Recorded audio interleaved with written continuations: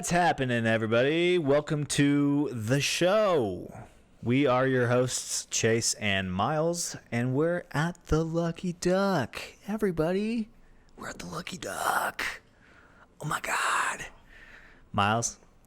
Yeah, we somehow find ourselves back at the bar, talking to interesting good friends and people. Myles, who is one of those interesting good friend people? Oh. What is this about? Ladies and gentlemen, I've been telling you this every episode from the start. One day, we will have our main attraction. Dun, dun, dun. The best is no longer yet to come. He is here. He grew up living in one of the most sunny places in America. From there, he found an interest in the arts. Yes, the art of movie production. Eventually, landing himself a position at the prestigious Florida State University Film School. After graduating, he moved to Atlanta, Georgia, where he continued to gain experience working on the sets of high-value productions. Since then, he's moved down to Florida to see family, work on projects, and continue to refine his skill set. It won't be long before you see him in the opening credits. Please welcome Collin Lockett. Hey, thanks for having me, guys. Welcome. Woo! Wow, you added sound to the intro. Isn't that crazy? That's a next level I don't know if addition. it'll come out well. Yeah. I have to dub it. Where's feel the so smoke special. machine? That's what, and the lasers. Yeah. That's the Yeah, only thing there that's should missing at this be point. there should have been a smoke machine, lasers. Yeah, so Yep. if you guys Go want go lasers, horns. if you guys want smoke machine and lasers, please buy our merch. Yeah. Do you guys have merch? You can get No, it at. not yet. Season 2. We're getting some merch in here for these Yeah, guys, season two. okay? Wait, should we say something about season 2? We probably should. First off, thanks for hanging in there, all you ducks and duckettes. We are just about to wrap up season 1. I can't believe it. It's almost over. Let's cheers to that, though. Cheers. How about that? Congrats. Cheers to wrapping up season 1. Cheers. Season 1's coming to an end. We have a few good episodes in the books for you guys. We're really excited to publish them, and this is one of the last, and we're taking a small, short hiatus. Right, Myles? Mm-hmm. We're going to take like a 6-week hiatus, I think. And then season 2 will premiere bigger, badder, sexier Yeah. than ever. Let's say Colin behind the bar, shirtless, every episode. Yep. Every episode. And Oh, yeah. Yeah. how about 3 times an episode? Whoa. That's 3 times as good. We haven't discussed the details. Yeah, The it's a contract. contract, Yeah. we'll work it out. But no, Yep. we're not going to have that because we want to stay friendly to the younger audience. Yep. But it's going to be fucking awesome.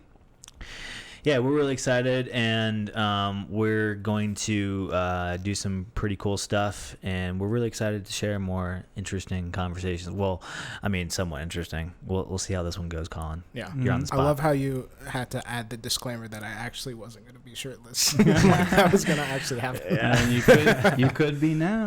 Myles knows comedy, okay? Yeah. Cut it out. I'm okay? a comedian. That's why I'm on this podcast.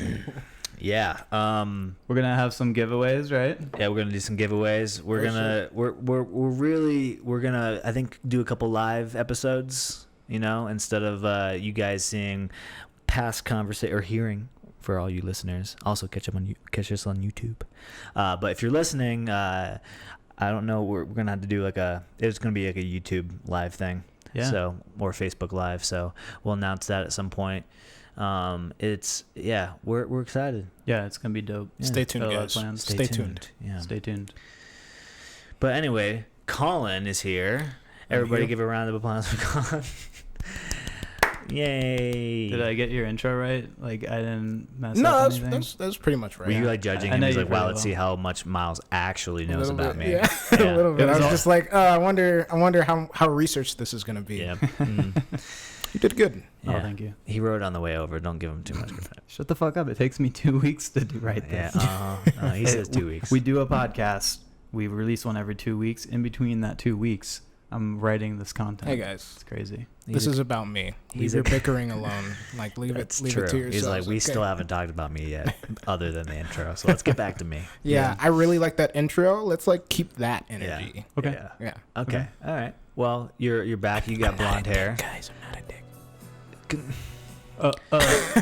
I think you said you liked the intro. Yeah. So. Yeah. We're. I don't know. Miles is coming back for season 2, folks. Damn it. I'm just kidding. Obviously. I love the manic energy that's going on right now. Yeah. It's good. So you came into Colorado, and you're doing some Colorado stuff. Yeah. You know, doing some hiking, some off-roading, Did lots of Colorado stuff. some You sunsets. see any mountains? A few. Yep. At least two. They have those. Yeah. My cat's in the background going, Yeah, go on. somebody let me Why? out. Oh no. Yeah. Was that Thor? Yeah. So if you hear a meow, Son of Odin? Yeah. he's a You guys keep talking. I'll go take care of him. his picture is right behind Chase, Yeah. so you guys can see him if you're watching it on the tube. This is going to be the Thor episode. A conversation with Thor. Oh, maybe we're gonna have Loki on season 2 to promote his. Just new floating show. this idea right now. Season 2, all cats. Every episode is cats. I was be pretty talking good. about the TV show in the movie. Oh. Yeah. I didn't know. It's okay. And this podcast is over. Chase is cutting me here. No. I heard you guys talking about some good stuff. Yeah, it was pretty good. Yeah. But yeah, going back Good to material. Colorado, Yeah. you've been here.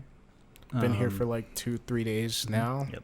Don't want to leave, to be honest. Sad about having to leave tomorrow. It's pretty much everything that I ever thought it was gonna be, and more. And it was great. Oh, I think I actually locked. Can you go see if he's in that closet? Oh my God! Did you have me lock your Yeah, cat in the I think I closet? did. So I told Collin to go close his door, and apparently we may have forgotten that he was in there. Oh no! Aww, there he is. I'm so sorry. Hey, Collin, pick him up and put him in front of the camera so everybody, since we're talking about him, might as Yeah. well make his debut. Yeah. If you guys want to see what Thor looks like, not in a Oh, picture. there he is. Look at him. He's such a gorgeous looking Such a feline. chunk. I love you too. He has golden fur. Should I put him His upstairs? name's No, he's Midas. good. The door's open. Good. Star of the show, everybody. So maybe Thor. you should walk us through a weekend in Colorado. Like, how did it start, and what did you do all weekend? That's gonna be like $12.50, by the way, for the cat services. Yep. Yeah. About 12.50. Are you on Rover? Huh? Are you on Rover.com? Are you I on don't speak farmersonly.com? that.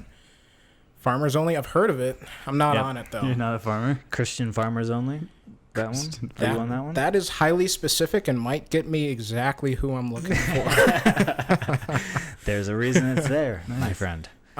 Walking you through a weekend in Colorado. Yeah. Yeah, it was fun. Like as soon as I got off the plane, I smelled smells and I started like hiking immediately, Mm-hmm. and it was just like 1,000% like go time Yeah. since then. Like You guys from did the like a beginning. 14-hour day of like Yeah. riding around, doing boulder stuff. Yeah. So like the first day we hiked at this Roxborough State Park. Roxborough State Park. It was like it has a whole bunch of red, like I don't want to say spires. I don't even know what a spire is. Spire is just like a pillar, like straight up, right? Spiky pillar. Most likely. Miles? It He's wasn't that. Yeah, sure. It's just a bunch of red cliffs, and it looked like Disney. Like it didn't look. That's weird. Didn't look Like like Frontierland or something? right. Like the What? rocks didn't look real. Ah, okay. Or Yeah. maybe Disney is so good What if at they're- making stuff What if look they're real. fake? What if they're fake? It did say no climbing. Did anybody actually look into Ooh. this? What if you go behind the rocks? Is it just hollow What if out? they're just styrofoam? Yeah, it just Dude. falls over. The wind blows. It just Yeah, falls over. Colorado's a sham. But yeah, no. Facade of nothing. Oh, That- we saw a dead bat there. We did see a dead cat. We think it might have been the start of Corona. Oh, You didn't hear that anything. first here, and it's not an official scoop. Yeah, Miles has a hot take. Colorado, ground zero. But yeah, no, it was just a beautiful hike, beautiful sunset. Mm-hmm. Then, I have a history of like allergies and stuff, so just being in the mountains always cures all of that because I'm like above all of the allergens, I guess. I don't know. Did you get what they call a Rocky Mountain high? Not from the drugs, but from the drugs, vibe, Bob. right?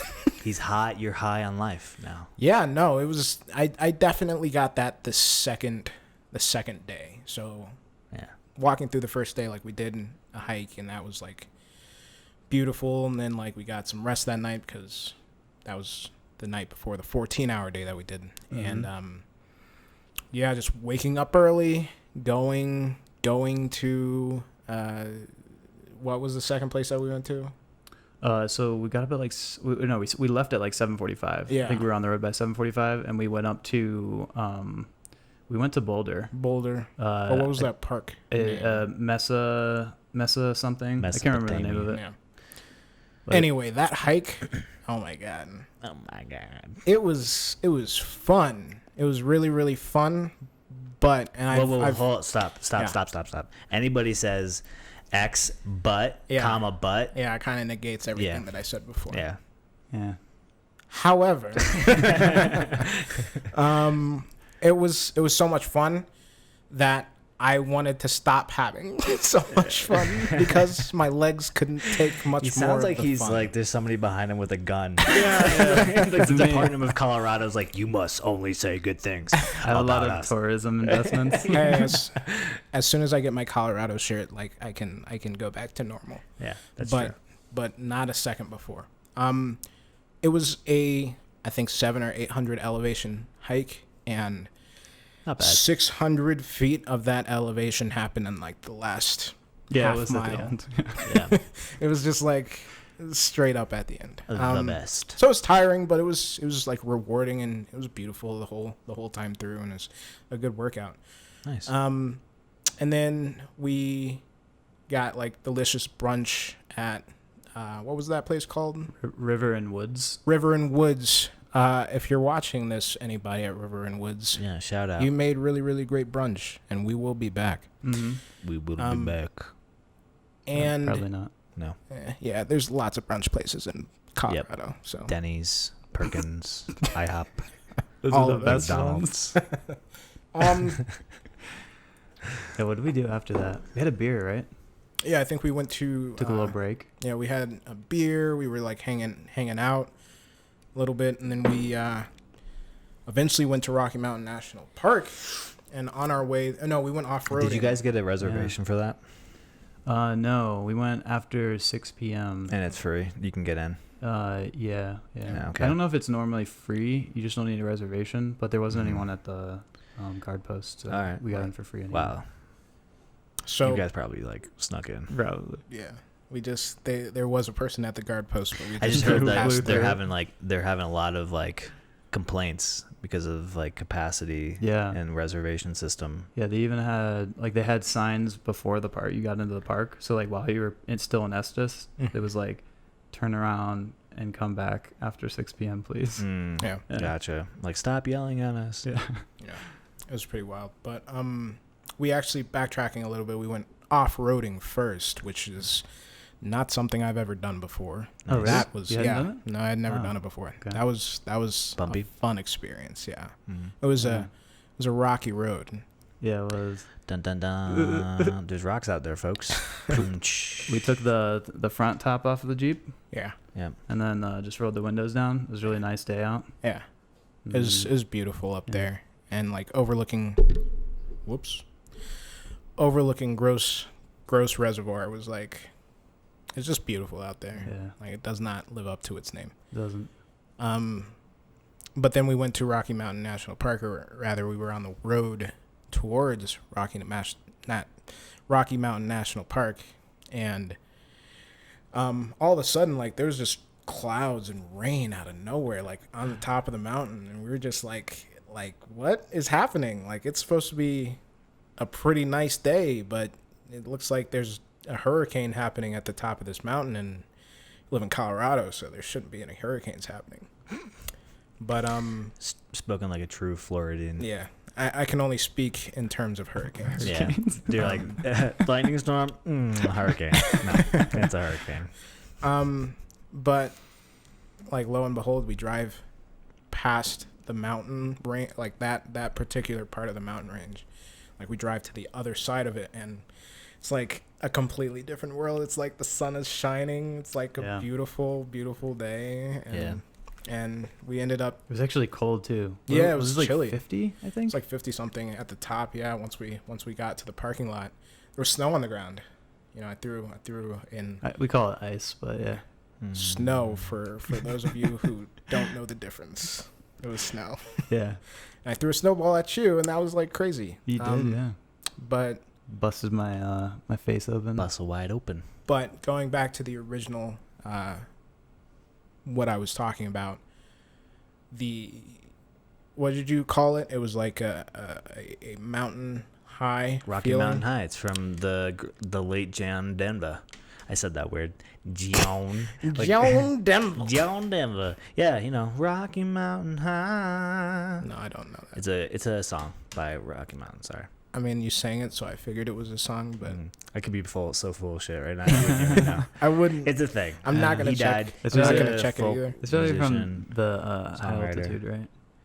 Yeah. Well, it's just like a state of mind when you're in the mountains. Like it's Right. like this high, like this natural high that you get. Definitely. Right. I got to this where we ended up. We went to the top of Rocky Mountain National Park to Bear Lake to look at the lake, and it was nice. It was a good lake. It was a very good lake. Yeah. And then we came down to right about the entrance of the park, and there is just this beautiful valley to watch the sunset in. And there was like a mound in the center of this valley, and under those like cotton candy skies in the middle of that mound, in the middle of this valley with mountains all around me, it was just a feeling of everything that I'm going through in my life right now, and it's a lot, just doesn't matter, you know, like the You're mountains, being present. Yeah, the mountains, like, they existed long before me or any of my problems, and they'll exist long after, and it's just like none of it is as serious as I was thinking that it was before. And that doesn't mean that you don't still feel your problems. Like, they still come and go, and you experience them to varying degrees of, you know, like emotion, like deepness of emotion. But at the end of the day, those mountains are still going to be there. Yep. And whether you like it or you're whether or you your don't. problems are there or not, or whether you are there or not, like, those mountains are going to be there. And why not just I think enjoy your life, because things are going to be the way that they are regardless. I think Collin just solved life. Sounds like a very healing moment for you. Yeah. It was. I wish it lasted longer, but it only lasted for as long as the sun was setting. Well, it's a good thing because the sun comes back the next day. Well, You can do it all over again. brought it all the way Yeah, back around. sometimes it reflects some light off the moon too. Eh, Okay, Miles. that's all right. That's All right. crazy talk. I took what I said and you made it stupid. There was a I'm just kidding. I saw a solar eclipse, that one back like 3 years ago or whatever, Mm-hmm. and I got to see it in totality, like where it's completely dark. Yeah. And looking at those mountains gave me like that same kind of awe, that kind of, I am just very small Yeah. in everything that is going on. Puts feeling. you in perspective. Yeah. Puts life in perspective. If you ever want to feel that way again, like next time, just go to somewhere that's like kind of away from the city and just like find a good place to lay down and just look at the stars. Yeah. Because it kind of gives you the same feeling. Like you see the billions and billions of stars out there, and you just think, wow, that's crazy. I'm on this little rock in space. Right. And you kind of get that same idea, like all those things that I'm worried about at work that I won't remember in 50 years, Yeah. Yeah, it all doesn't matter. All just We're all just is dead inside small anyways. in the cosmic scheme of things. Yeah. What are you saying over there, Chase? He said something about donuts, I think. So, and That's all he talks about nowadays is donuts. Sure. Donuts? Yeah. Donuts are delicious. I don't know what you're talking about. Do you have some kind of vendetta? No, I was just commenting on Oh, okay. Your donut. I hadn't had a single donut since good you've been stuff. here. I don't appreciate it. I'm sorry. I don't mean to offend you. So that's what a typical weekend's like in Colorado? There you Yeah, You kinda it's find like yourself a little bit? it's a bunch of eating and drinking good beer, go. and just reflecting about your place in the universe. That's good. Yeah, we could all use that once in a while. It's a good tool. A lot of people go out there, they do yoga and stuff. Yeah. They'll meditate and stuff. It's nice. It's nice. Yeah. Also, today's Prime Day. Yes. Oh, shit. So get your Prime membership, ladies and gentlemen. Today's You can Prime get it Day. at amazon.com/@theluckyduck. Yeah. It's good advertisement break. Did you guys know? Wait, do you guys really have? No. I was gonna say it sounds pretty rehearsed. Like we've done this before. No, we're just fucking hilarious. Yeah. Get at us. We've Get at- done get at them, 20 Jeff something Bezos. episodes by now. Yeah, so. we've filmed over like 100 hours. Yeah. Not really. That's Yeah. a lot. 100? Yeah. How many we're I at? think we're approaching 100 hours almost. I'll make it 100 more Monumental. today. Oh my God! Stop. We're gonna go 12 hours. Can we acknowledge how Prime Day is a scam, though? Is Yeah. it? I think it kind of is. Scam? Yeah, I think it's a scam. That's like Black Friday. I don't know. I don't think so.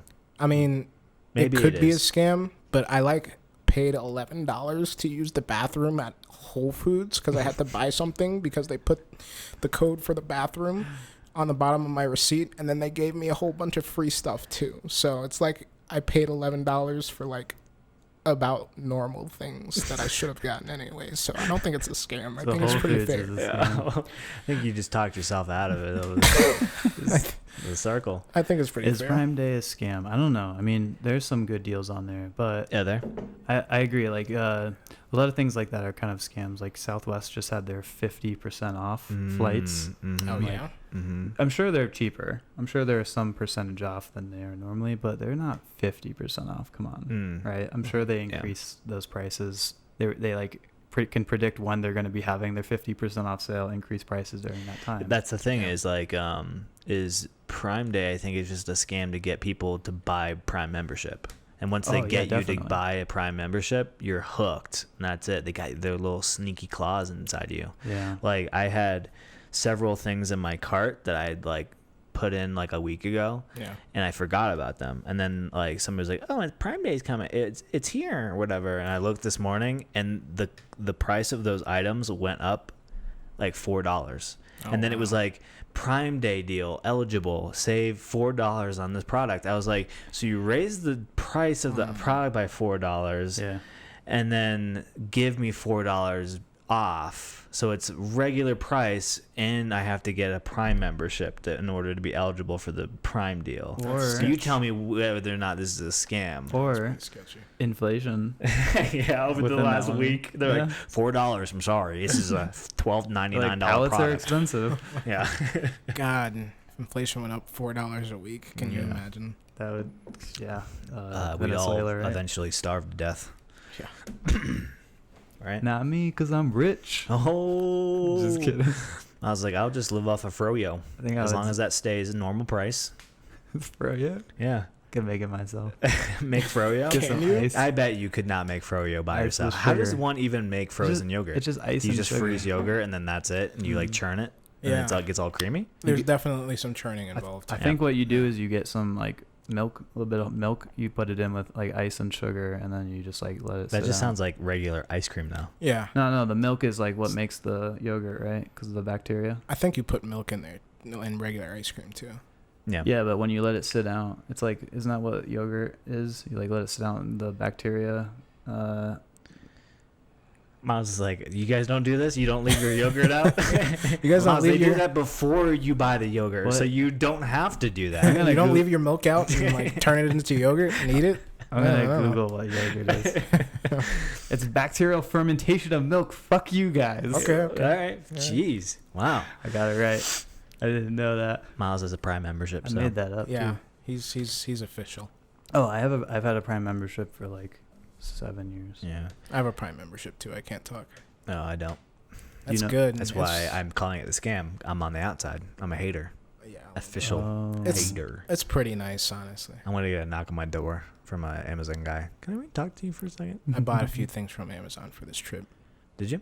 What Yeah. did you buy? I bought this pair of hiking boots that I wanted a while ago, and I bought a different color. You were confident buying those off of Amazon. Yeah, no, I mean I already had some, so I knew that they were gonna fit. I also like knew you get that the same brand? with with Amazon's great customer service, I could return them as soon as they didn't satisfy me. Yeah. So Like when they get worn out, because From they too have much a hiking? lifetime guarantee, right? Yeah. yeah, No, Oh. that wouldn't be morally right. Yeah. that FBI would is be gonna come morally knocking. correct. You guys are trying to lead me down the path of evil. I was gonna say with Prime Day, you can get a Prime membership, and then like the next day, just tell them like you bought it by accident. I'm convinced we're all going to be eating our Prime meals, driving our Prime cars. You mean our Teslas? Amazon's going to buy out Ooh. Tesla. Yeah. I can It's see just that going to be called the Model Model T. No, the Amazon Model P for Prime. Model Prime. Ooh, Model Prime. Model Prime, the That sounds Optimus like Prime. Optimus Prime. Right? Yeah, This that'd thing be cool. transforms, it flies. God, so Transformers is the path that this timeline is set on. That's crazy. Yeah, I was Transformers is- wondering. Is it? Uh-huh. Thought it was ducks. Which you were wondering which timeline we're on? Is it the Yeah. Transformers 3 timeline or is it the Gremlins 2 timeline? Gremlins 2? Yeah. I haven't seen that. What? You haven't seen Gremlins? You haven't seen Gremlins 2? Only No. the best sequel ever the known best to man? No. Really? Oh my god. Do yourself a Surprising. favor and rent it and I laugh. take back It's my good, intro. Good movie. Don't take it back. I need it. That's the only thing I've got right Okay, now. sorry, I'll keep it. Chase, don't cut it out. Yeah. Yeah. Well, have you seen the original Gremlins? Yeah, Okay. All right. So it's I'm familiar with lot more the of subject that. matter. except it's less like Stranger Thingies and more like I don't know, with Die Hardy.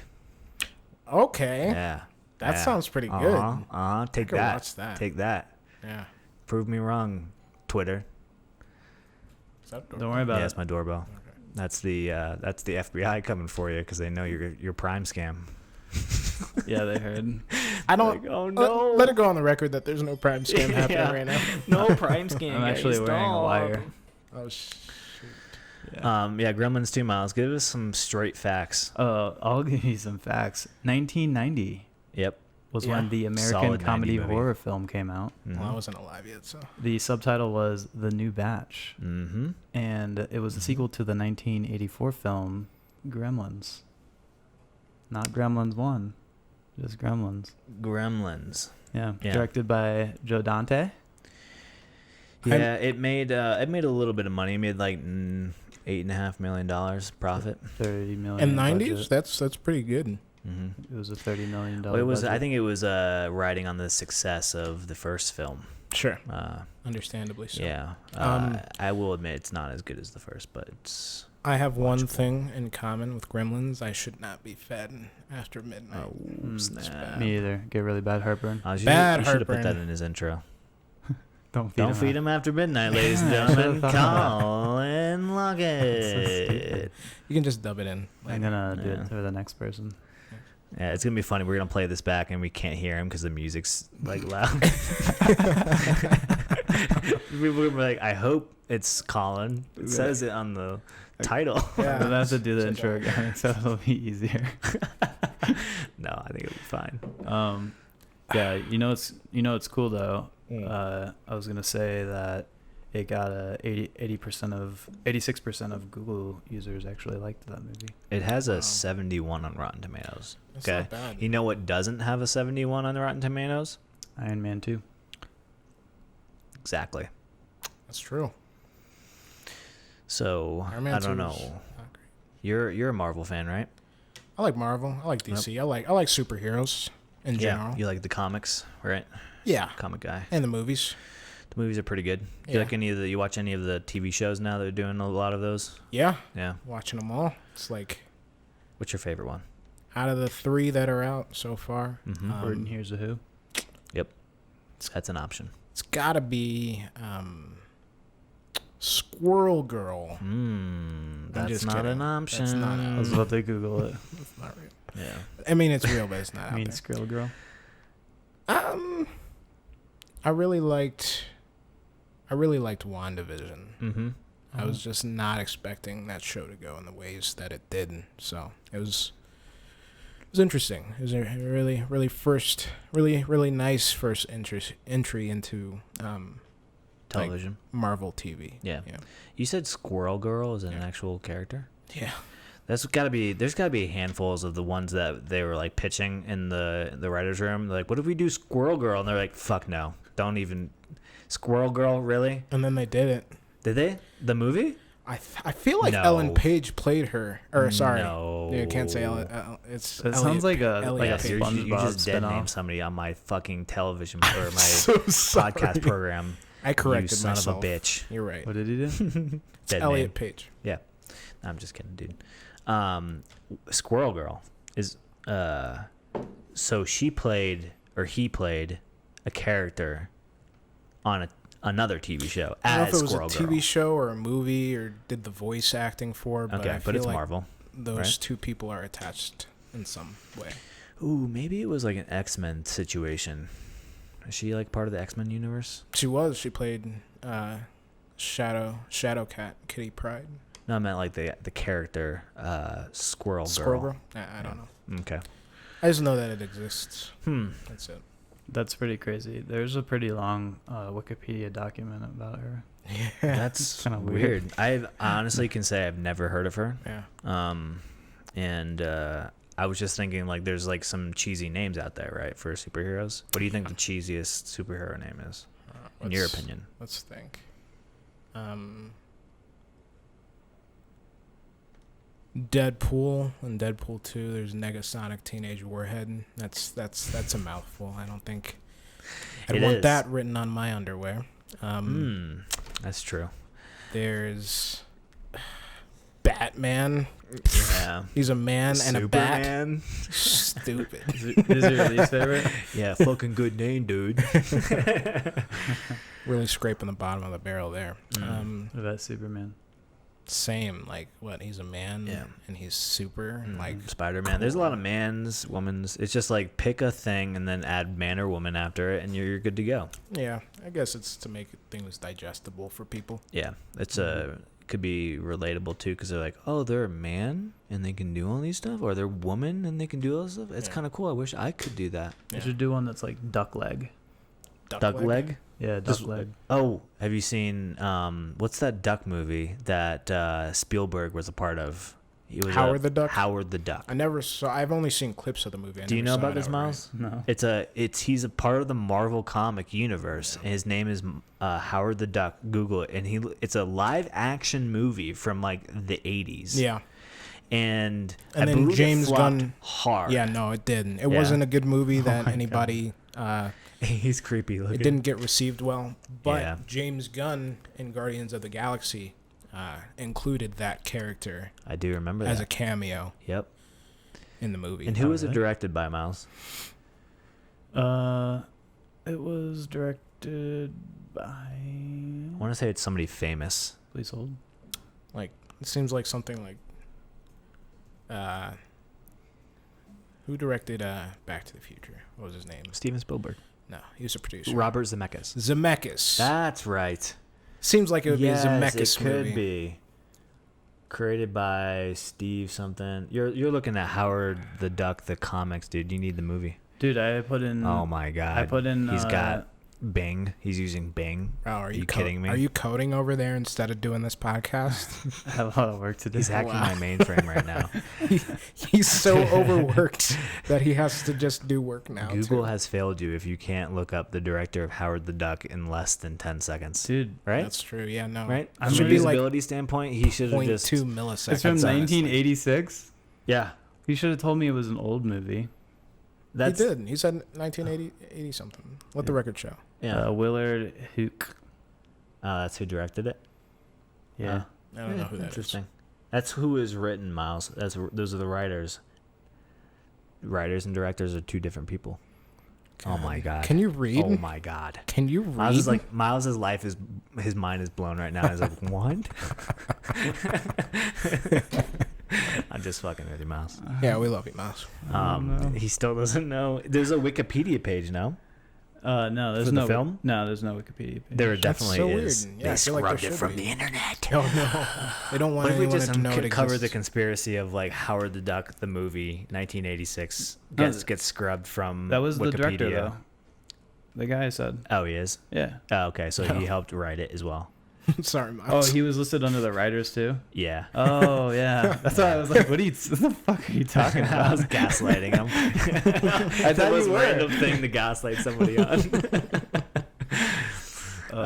George Yeah. Lucas What a was an weird character. executive The producer. cigar Yeah. smoking, fucking like small, like pimpin' duck, Yeah, right? I don't know. Comics are supposed to like reflect real life, so somebody felt those things and was like, "I'm gonna make this character, and he's gonna be a duck." So, What's your favorite movie? favorite movie, like period. Yeah. What a Avatar. question. James Avatar, the Cameron's last Avatar. Airbender, No, not that. the live action remake. No, not ever. That doesn't exist. So you're pretty excited then for the sequel and subsequent third movie. Of come Avatar, out. James Cameron's. Mm-hmm. Yeah, I mean, I still say that it's my favorite movie because I've been saying it that it is for like Oh. a long time. It's an acceptable answer, I think, by most accounts, right? Yeah, It's a pretty good movie. but I was definitely more excited for it 10 years ago when the movie came out, when the original movie came out. Now it's like I'm still excited to see what he does with that world because I feel like that world is so rich and like the world building of the Avatar movies. I think that the world building was much more interesting than the story itself. The story was like, kind of what's been done a lot before, but the world felt so alive and rich and like I wanted to go there. And I knew it wasn't real, but I still wanted to go there because that's how alive it felt. So when like Disney opened the park in Animal Kingdom in Florida, I was like I have to get here. I have to see this thing because like it exists in real life. Like I can go there now. Yeah. And it's cool. But I'm excited to see what he does with the rest of that world, like expanding it out more. See what else is. Yeah. see So is what that why other it's your ideas there favorite are. movie? Because nothing really has made you feel that way, or compares to how you felt when you watched it. Yeah, I think so. Like when I was watching that movie, it was right around the 3D craze, Mhm. and it was just no other movie had like made me feel completely enveloped in Yeah. the world. Like I did not feel like I was watching a movie. I saw when I it saw in it. 3D and in 2D. I remember. Yeah, I didn't really like 3D. It was kind No? of jarring. Yeah. A little bit. It's not for everybody. I remember that was one of the last movies I remember being like, "Oh, dude, the graphics are so good." Like people used to say that. I was like, "Oh my god, the graphics, man." Now Yeah. nobody says that because the graphics are practically indistinguishable Right. from like real life these days, right? You know? Honestly, yeah, no. Avatar's visual effects still hold up today. Like, Do they? Yeah, if you watch it, there's like, I think that usually when there are visual effects that help they add to the story of the film, like they're in service to the story of the film. Sorry, I'm taking so many breaths. I'm from sea level. He's still catching his I'm breath. still trying to catch my breath Yeah. right now. It's crazy. At Does not make sense. at Dick's Sporting Goods, they sell cans of oxygen. Do they really? Yeah, you take little hits of O2. I need yeah. a little bit of that. Yeah, we should keep that. Like, Yeah, right. We should all do hits of the O2 before we go. We're well oxygenated, so it does help cognitive thinking Yeah. Yeah. skills, right? I always wanted to try one of those oxygen bars just to see Nah, I what did that was it. about. I think It's- they're a scam. Plus it's those dude, tubes. yeah. Probably, but like orange flavored air. Come on. Maybe. I want some of that. Jason and I inside of me. tried the oxygen can and tried to Yeah. hold our breath longer. Yeah, it didn't really work. Yeah. No, Yeah. it's probably just carbon dioxide that they put in there. Probably. Yeah, they're like Makes you breathe it's less. Gives you expired cancer. air. David Blaine he did some underwater breath holding stuff, and Yeah. that's what he was using, right? It was pure Right. oxygen. Right? So you take a hit of that. But he's also a witch. Yeah, he's also He did a record, right? I believe he did. Didn't he Yeah, have he's for, done like, a an lot of hour? stupid, Yeah, crazy it shit. was like 17 minutes or something like that. Yeah. But he is also a witch. He has made a deal with the devil. and Yes. he's actually a witch. Yeah, So- he's done some crossroads debauchery. Yeah, He Yeah. did 100%. He did the. Did you guys see the latest thing he did where he The balloons. Yeah, he flew in. Yeah, It that was was weird. so weird to me. Yeah, He was so excited about it, and I think you he was watched the it and only you were one just that was like, excited about. yeah, you were like, cool. It's like, hey guys, I got man. balloons. It's like, Look at oh, me. hey guys, David Blaine just flew up in the air on balloons and then parachuted down, and everybody's like, all right. That's because the thing is everyone's been underwater, so you know what it's like to Yeah. have the fear Yeah. of getting stuck, claustrophobic. But no one's been the fucking where planes go and been outside. Mm-hmm. You know what I mean? Yeah. So you can't really relate to it. What's your favorite David Blaine stunt? I really liked the one where he was in that glass box Uh-huh. for a month or however long that was. I thought that was cool. I think I remember that one. I would say a follow-up would be when he puts himself in that ice cube thing. Yeah. Remember that? Yeah. He's an extremist guy. Yeah. It's weird. What's this whole thing? Yeah. It's like Self-discipline. Figure out how to push your body to the limit and then Yeah. do it. I like this one's really popular. You probably see it everywhere when he sticks the ice pick through his hand. Yeah. That Yeah. was pretty Arm. wild. He actually So does weird. that. Yeah. It's scar. It's practically a piercing at this point. Yeah. Does he really do that? Mhm. That's It's what he just does. a real thing. It's not magic. It's just a fucking stunt. He does Why it. doesn't he bleed? He does it every. Because it's he's Because done he's it a so much. witch. It's like when you put an earring in and it doesn't bleed. Right. Yeah, it's because it's scarred over. Oh, you know. okay. So he has a bunch of holes in his arm. throughout Yeah. his arm. No, Oh, not holes, wow. but they're scar tissue. So Right. he Yeah. just- I'm assuming he put it in and it was sticking out on both ends and he just left it there for a little while, and then pulled it out, let it heal, put it back in or something. I don't know. You got to think that stuff should get infected, right? Yeah, I feel like it would still bleed. I don't know. He's a Or witch. alcohol I'm no on expert it. on that. He's so Mine- weird though, because he seems like he gets excited. He got super excited about the balloon thing. It was really Yeah. weird because normally you don't see him get Yeah. excited. Like that. But normally he's just like, "Hey, can I show you a trick?" Yeah, My name's David. that's Blaine. part of the character, Like, though. do you like life? No. What are you doing this for? My favorite. There's this. I'm pretty sure that this was a magic trick, but he was on some talk show. I used to watch this clip on the early days of YouTube. I would watch this clip over and over again because I'm just how the fuck, or how the heck? Yo, you can say fucking the show. Okay, how the Yeah. fuck is he doing this? This is crazy. We just lost all of our PBS sponsors.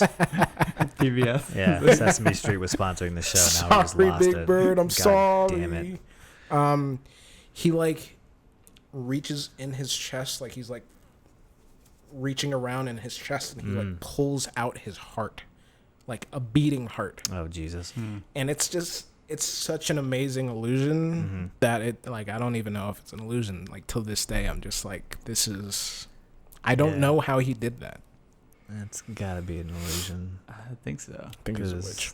That This is a weird art. You could have like I don't know, dude. cut his ribs out. These like stunt musician people, they go to I mean, some of them die doing the stunts, and it's like that's what they live for, is trying to push the envelope to quite literally death, right?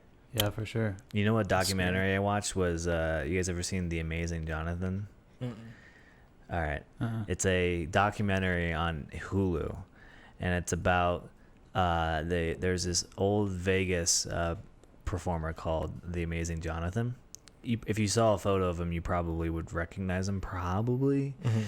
Anyway, so the documentary starts out, spoiler alert, about following him. He's like dying. Okay. And he's like trying to do shows again and stuff, and he's got like X amount of time to live. And then the guy that's making the documentary, over the course of his documentary, finds out there's also like 4 other documentaries being made like concurrently while he's shooting, and wasn't told about it. And then the whole documentary becomes about the documentary maker dealing with the issue. Yeah. It's the most bizarre fucking documentary ever. That's kind of like Tiger King. Yeah. Yeah. Right? Was it called The Amazing Jonathan? It's called The Amazing Jonathan. Yeah. Okay. You know who Cole Check that out. turned me on? Cole and Matt. Yeah. Yeah. Mm-hmm. It's it's weird. It's weird. It's like, oh, this documentary is about the documentary guy now, not the That's magician. fun when something like That's weird. becomes when something starts out as something and then like turns into something Mhm. else, much like this question about Avatar has turned into a conversation about David Blaine and magic and stuff. Yeah. Yeah, David that's Blaine. very true. I love that. That's the free form of conversation, my Yeah. friend. Totally. Good to Yeah. be here, Frank. Yeah. Yes. What was the question about Avatar? I don't The remember. question was, do you cosplay Avatar? Why you gotta call me out like that, son? No, I never He's have. like, I'm a furry. No, I don't cosplay Avatar, you fuck. That would be fun to do. I have not, but that'd be cool. Yeah. I do some cosplay stuff, but never Avatar yet. There's a gal on TikTok that cosplays it, like head to toe blue paint and with the tail, Wow. and gets a unhealthy obsession Attention. with doing it. Yeah. Some may say she may need some therapy in 5 years afterwards. Does she get a lot of likes? Maybe, I don't know. I didn't investigate too hard on that, but I saw it and I was like, oh, it's like, do you ever see those like videos of like the girl who thinks she's a dog or a horse, Yeah. and she like her boyfriend goes on walks, and she's like on all fours. Yeah, it's kind of like that, but for Avatar. That's so weird. I mean, there's something for everybody. Yeah, to each their own. People Whatever are makes happy. you happy. They're not hurting anybody. Yeah. Everybody's consenting. Yeah, Like, but- it's good. I'm not consenting to that. But how That do you- is an how do you know- atrocity. How do you know they're consenting though? I mean, Okay, like- How do you get my consent? Put yourself in this situation. Yeah, okay. Like, okay, you're at the mall Let's or hear it. something, right? Yeah. You're just sitting there having your Orange Julius, whatever. Yeah, you look like an Orange Julius, are we Julius going guy. to the mall in 1980? It's still there. So you're there, and you got like a pretzel in your hand too, Yeah, and then okay, honest. you're just chilling. Yeah. Maybe you're reading the news, looking on Instagram a bit, might go on Facebook, probably like watch some TikToks and stuff, and you're probably gonna get up. Maybe you're gonna go to Hollister, Yep. 'cause you're in I high feel school. like this is a very specific He's mall laying out the experience groundwork. right now. Can Yeah. you stop interrupting You him? get done Thank with you. Hollister and you go sit outside it. And you're like, I'm gonna finish my pretzel, right? Because you didn't finish the pretzel, right? And the Orange Julius. And no, well, you finished that, so you have the pretzel now. So you're eating the pretzel. You forgot that you needed mustard, so you go back to the pretzel stand. You get the mustard, then you come back and you sit down, and then you're sitting there and you're just people watching. And this like kind of younger guy and girl are walking past you, and the guy is holding a leash, and the end of the leash is around the girl's neck. Okay, so they're just walking by now. Do you intervene, or do you assume that it's like everything's cool? That's rough. Yeah. Yeah. I feel like the normal thought process is, oh, this is out in public, so everybody is most likely consenting in this scenario. Oh, so the bystander effect? Yeah. Don't say that. I learned about that in psych in high school. I remember that stuff. No, it's just like you think, okay, so since this is like some kind of weird kink thing, like they're out in public, so like it's probably like you wouldn't think that anybody who wasn't into that would be doing that out in public. But you don't know. It's really hard. It's really hard to know because like maybe this person is like, maybe the guy's like an R. Kelly, and he's like has a whole bunch of children in his house and stuff, and that's like obviously very, very screwed up. It also depends on the age of the gal. Yeah, I think, and also the fact that we've all kind of seen this on social media, like people do this, also kind of normalize it. So if I saw it, I'd probably be like, oh, okay. You probably get your phone out and film TikTok, I would definitely take a few TikTok or videos of it. I also just walk over and be like, my turn. that's great. Yeah, no, that's just a weird. I haven't been in that situation, so I don't know. Yeah, because I mean that's a thing. Like people will what do you call that? Like when you work on the person, you basically brainwash them. Oh yeah, you're grooming them. What? Grooming? Like grooming? People will groom someone like into a thinking Stockholm syndrome type situation. It's like Right. I'm you're mine, Yeah. and this is just how you should act. You know? Right, but there's also the whole like are we allowed to talk about the kink community and stuff on this podcast? Yes. Yeah. There's like a whole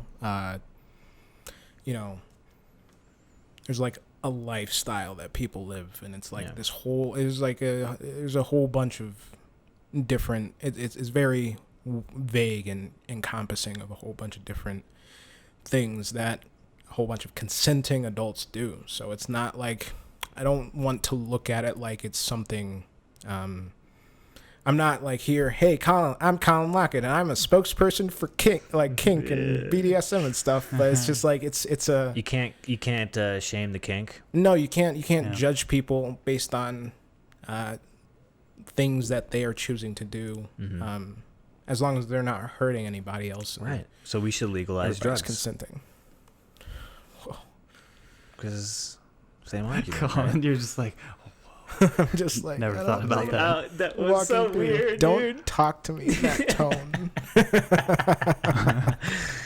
Yeah, I think that's true though. Yeah. It's kind of weird. Like you feel like you should do something. Yeah. You're like, oh, what if it's kind of weird? I don't know. Yeah. And then you're like, well, if I do, they could just get mad at me.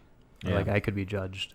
It's just a weird gray area, and what I mostly do when things are gray for me, I'm just like, I'm just gonna step over here and observe a little bit longer. I do that a lot too, mostly because I don't want to get get murdered. Same. I have Like if you're ever at a gas station, Yeah.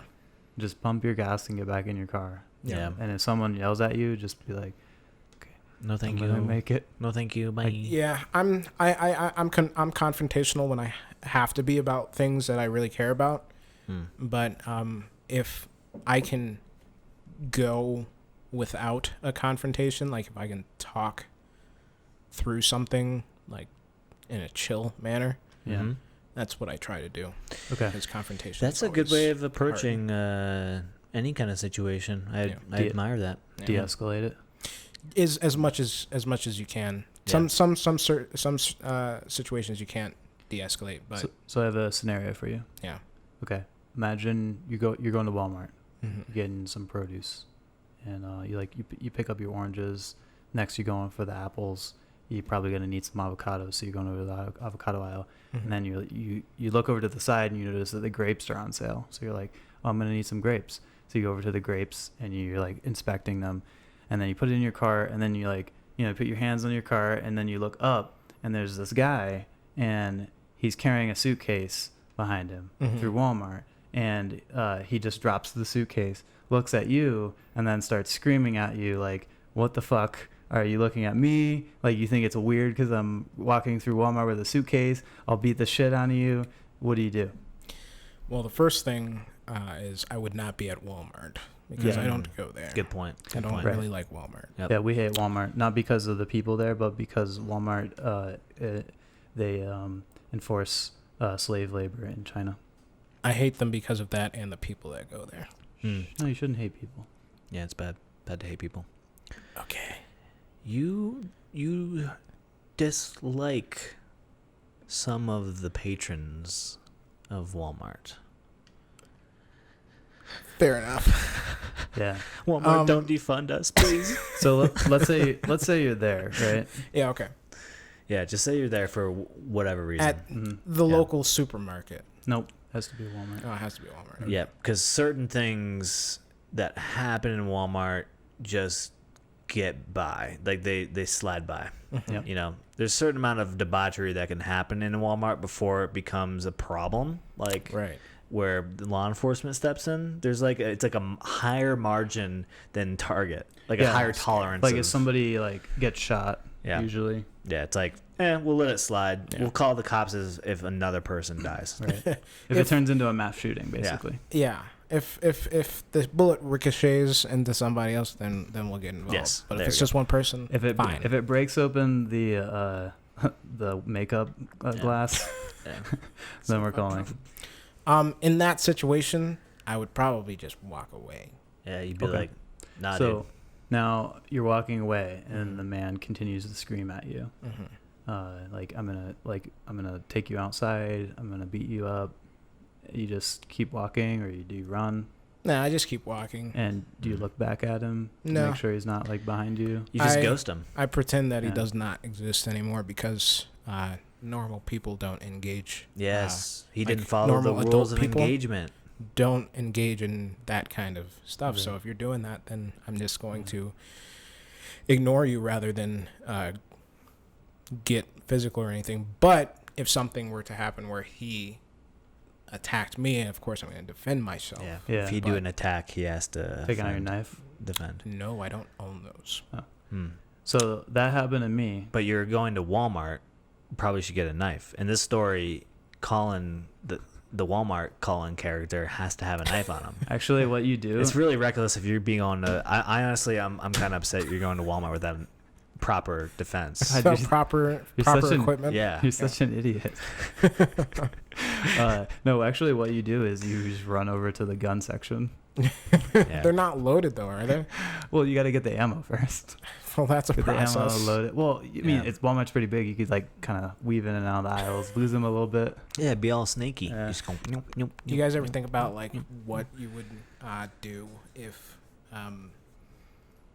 if you got like locked, like zombie apocalypse? It's not really gonna happen, but if like there's Whoa, whoa, some whoa, sort stop. You said not gonna happen. of You sound so sure. yeah. What do you Sure. know, Colin Lockett? And I can't tell you anything. FBI.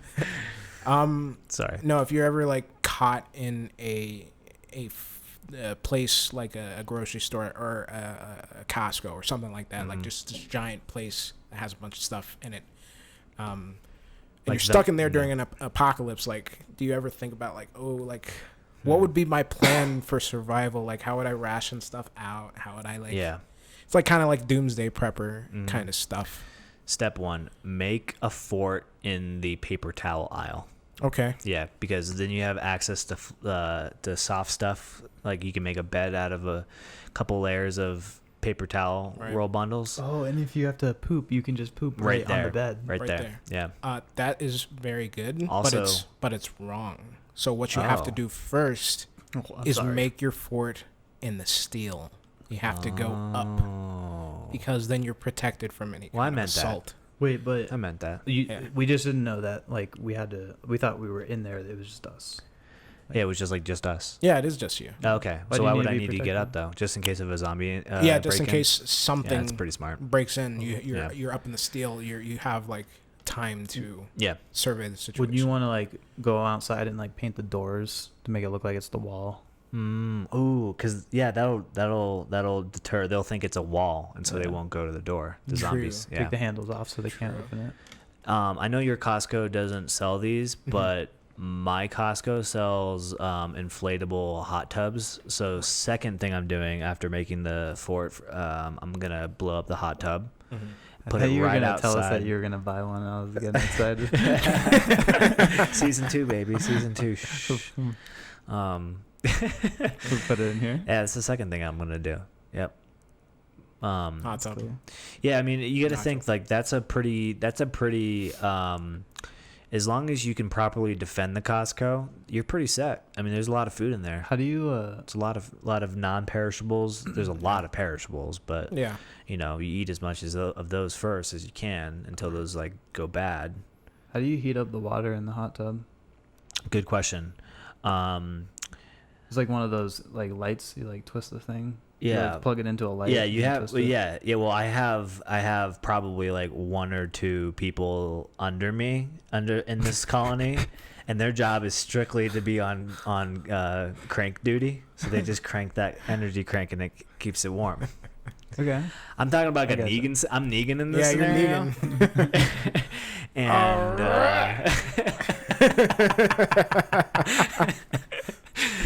And anyway, that took a turn. Yeah. That's It cool. always does. Yeah. Costco.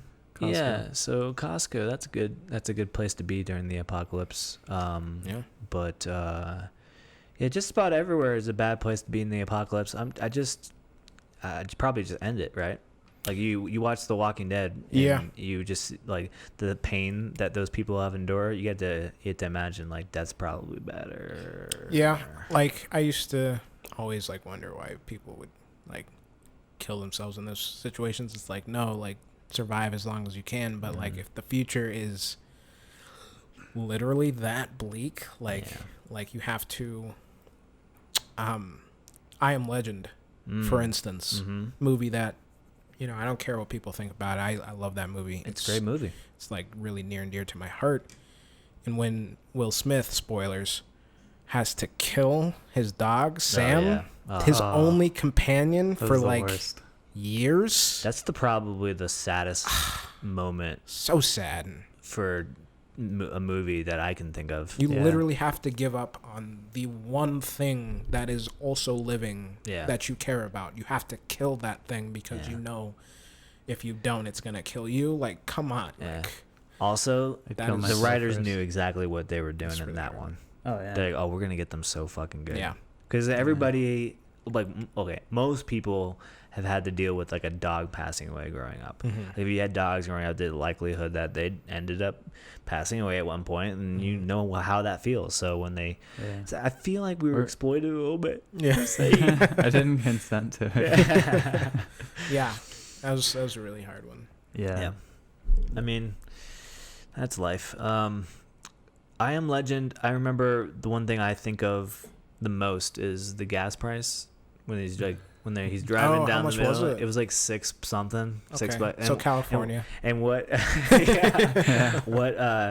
I can't remember what year it is, but I'm pretty sure it's past our current year as of today.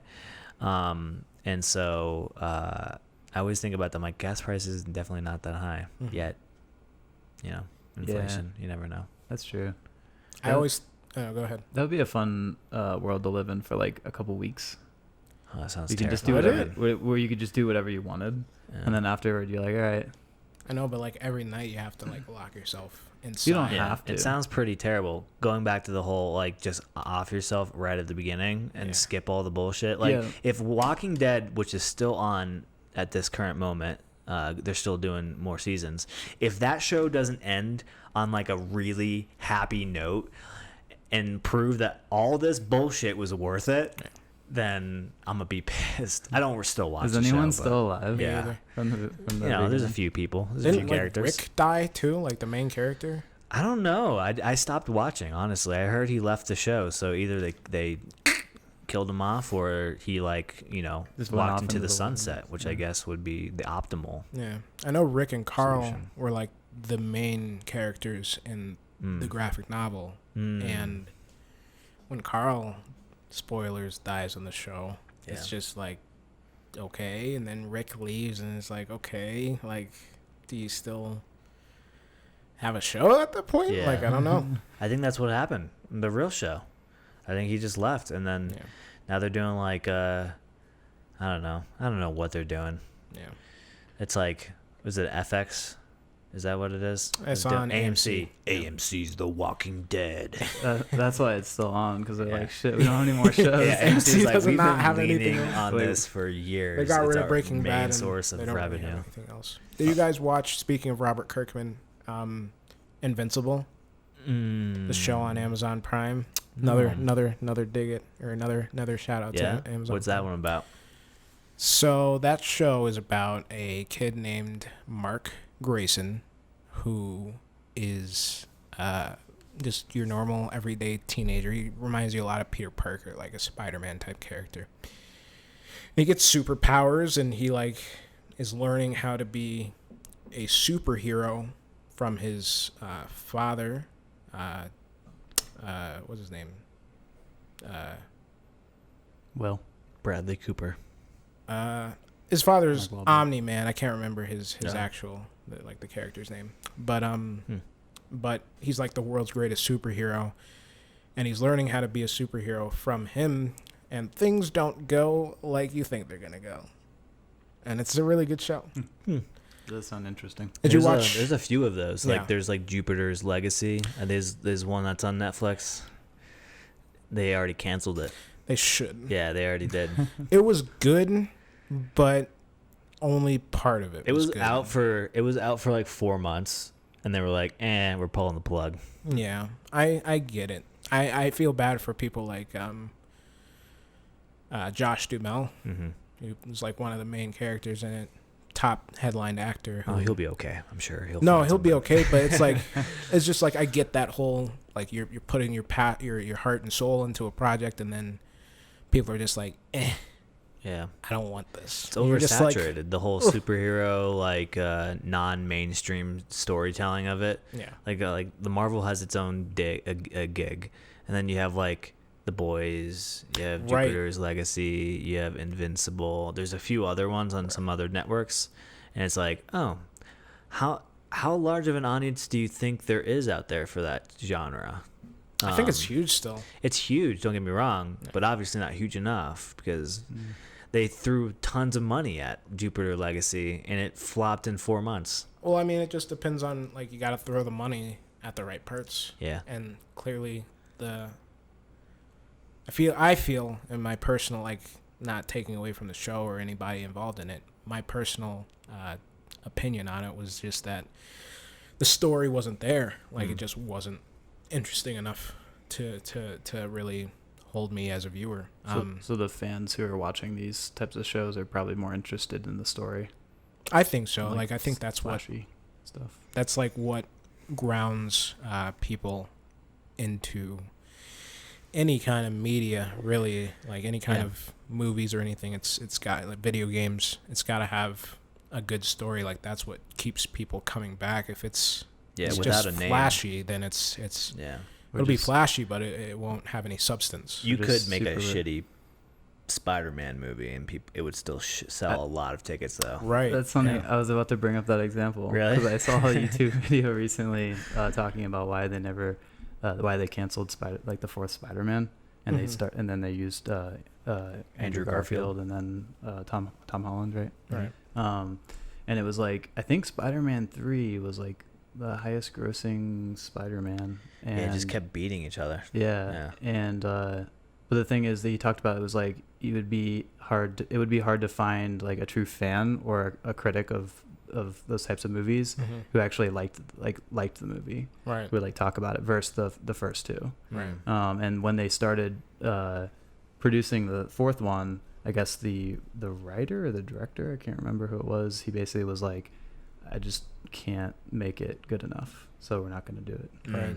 That sucks because I feel like there were some definitely unresolved things happening between MJ and Parker. Yeah. They just kind of like, it almost felt like a to be continued type of situation at the end of that one. Right. And I was a big fan. I loved that Spider-Man. It's my favorite Totally agree.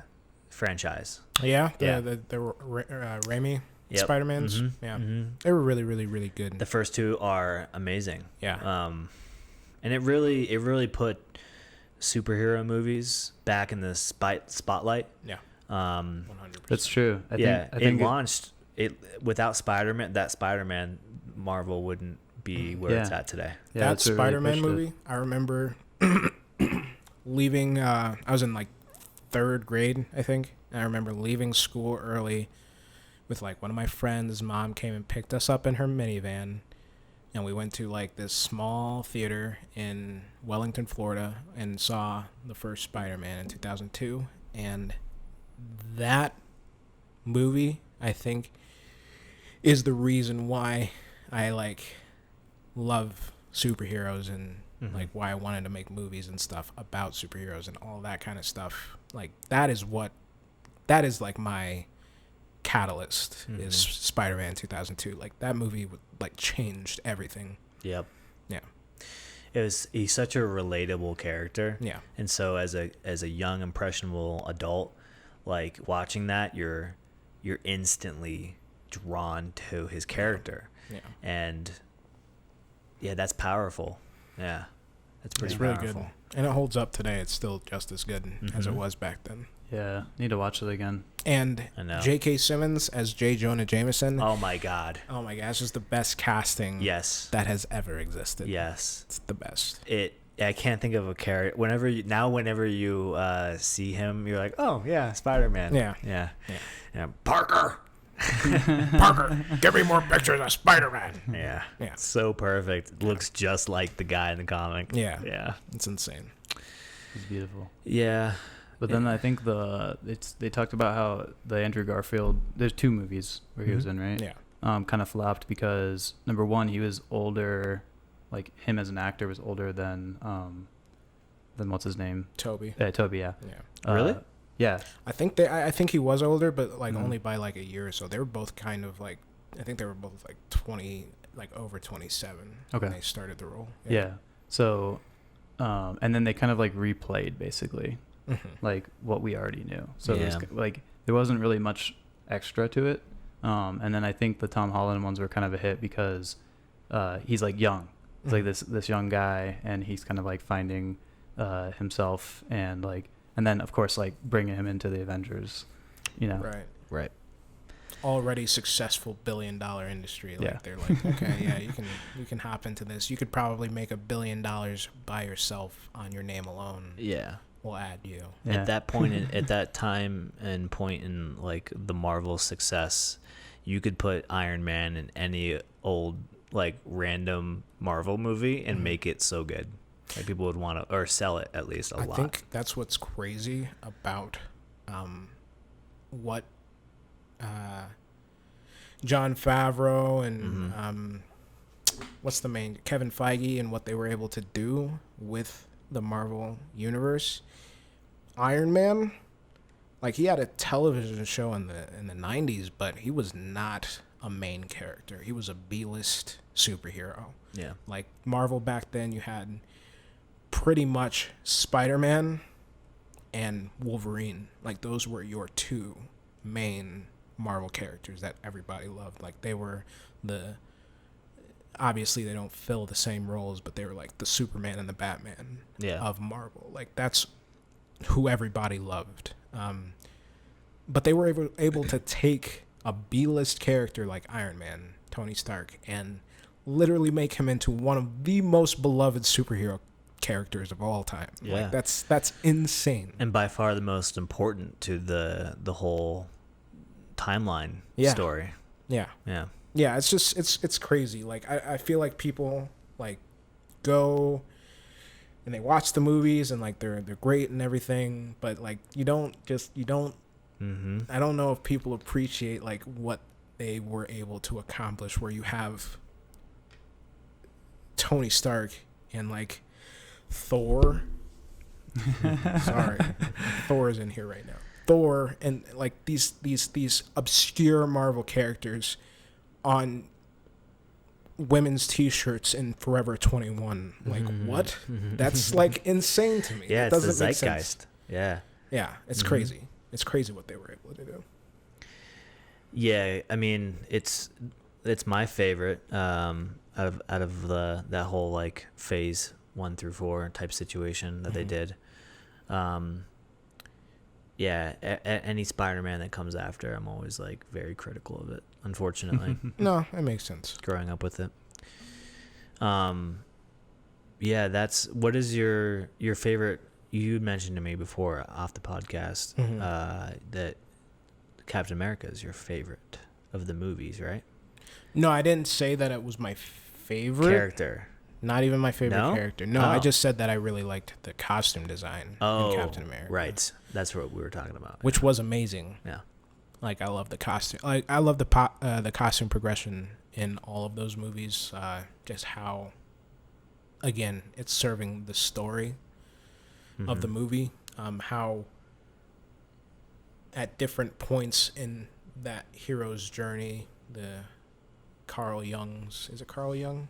Joseph Campbell's hero's journey, how they get different equipment and different looks to mark their change as a character and as a hero. Like,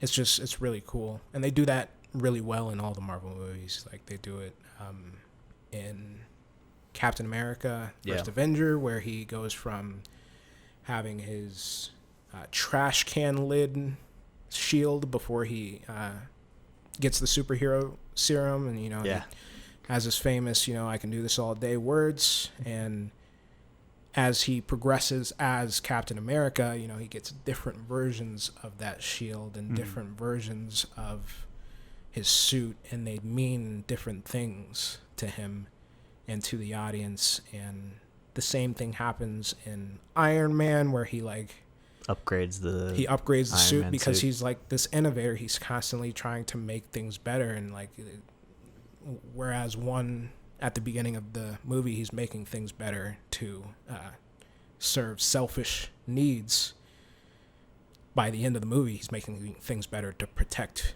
people, which is what he was supposed to be doing from the beginning. So it's really cool how it illustrates the character growth, even in the new Spider-Man movies, to ducktail back into that.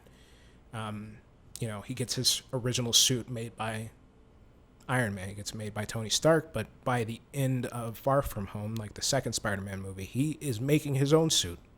So it's like he's growing beyond the need to have this mentor character. Like, he's becoming his own man. Like, I think that stuff is just woven into the fabric of those movies. And I know from making movies myself that thought is put into every one of those decisions for those characters to do those things. Like, nothing happens by mistake. Like, it's all measured and calculated for those things to happen. Yeah. Kudos to the costume designer. Yeah. Yeah, it's really interesting. nailed it.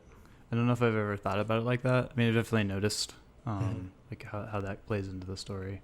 I thought it was interesting when Captain America loses his shield at some point. He just doesn't have it, and then it's like he's like half as good. Yeah. Yeah, it's 50%. like that's like part of his identity. Yeah. But yeah, I don't know if I've ever really looked at it like as a whole, how much they change based on that. Yeah. Even like Thor, I don't know if his costume changes much, but like he does. Like he gets like I don't know what that power is. Right. I wonder if it's.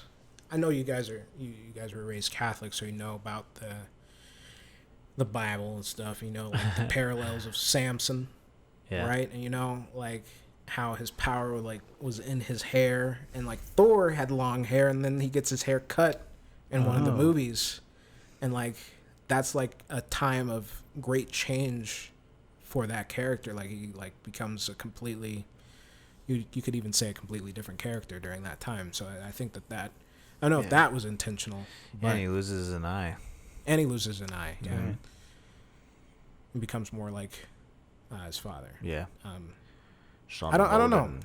I know that sometimes art can be pedantic, where you're just like ascribing meaning to things that don't really have meaning, or like the artist didn't intend those meanings. But like, I think that's like, art is completely subjective. Like, you just in the eye of the beholder. Yeah, you take away what you get out of it, and that's why it's like it's always so enjoyable. Yeah. That's that's certainly true for like fine art. Mm-hmm. Yeah. I wonder would you would consider like, I don't know, Iron Man the movie a work of art? I would think so. Yeah. Yeah.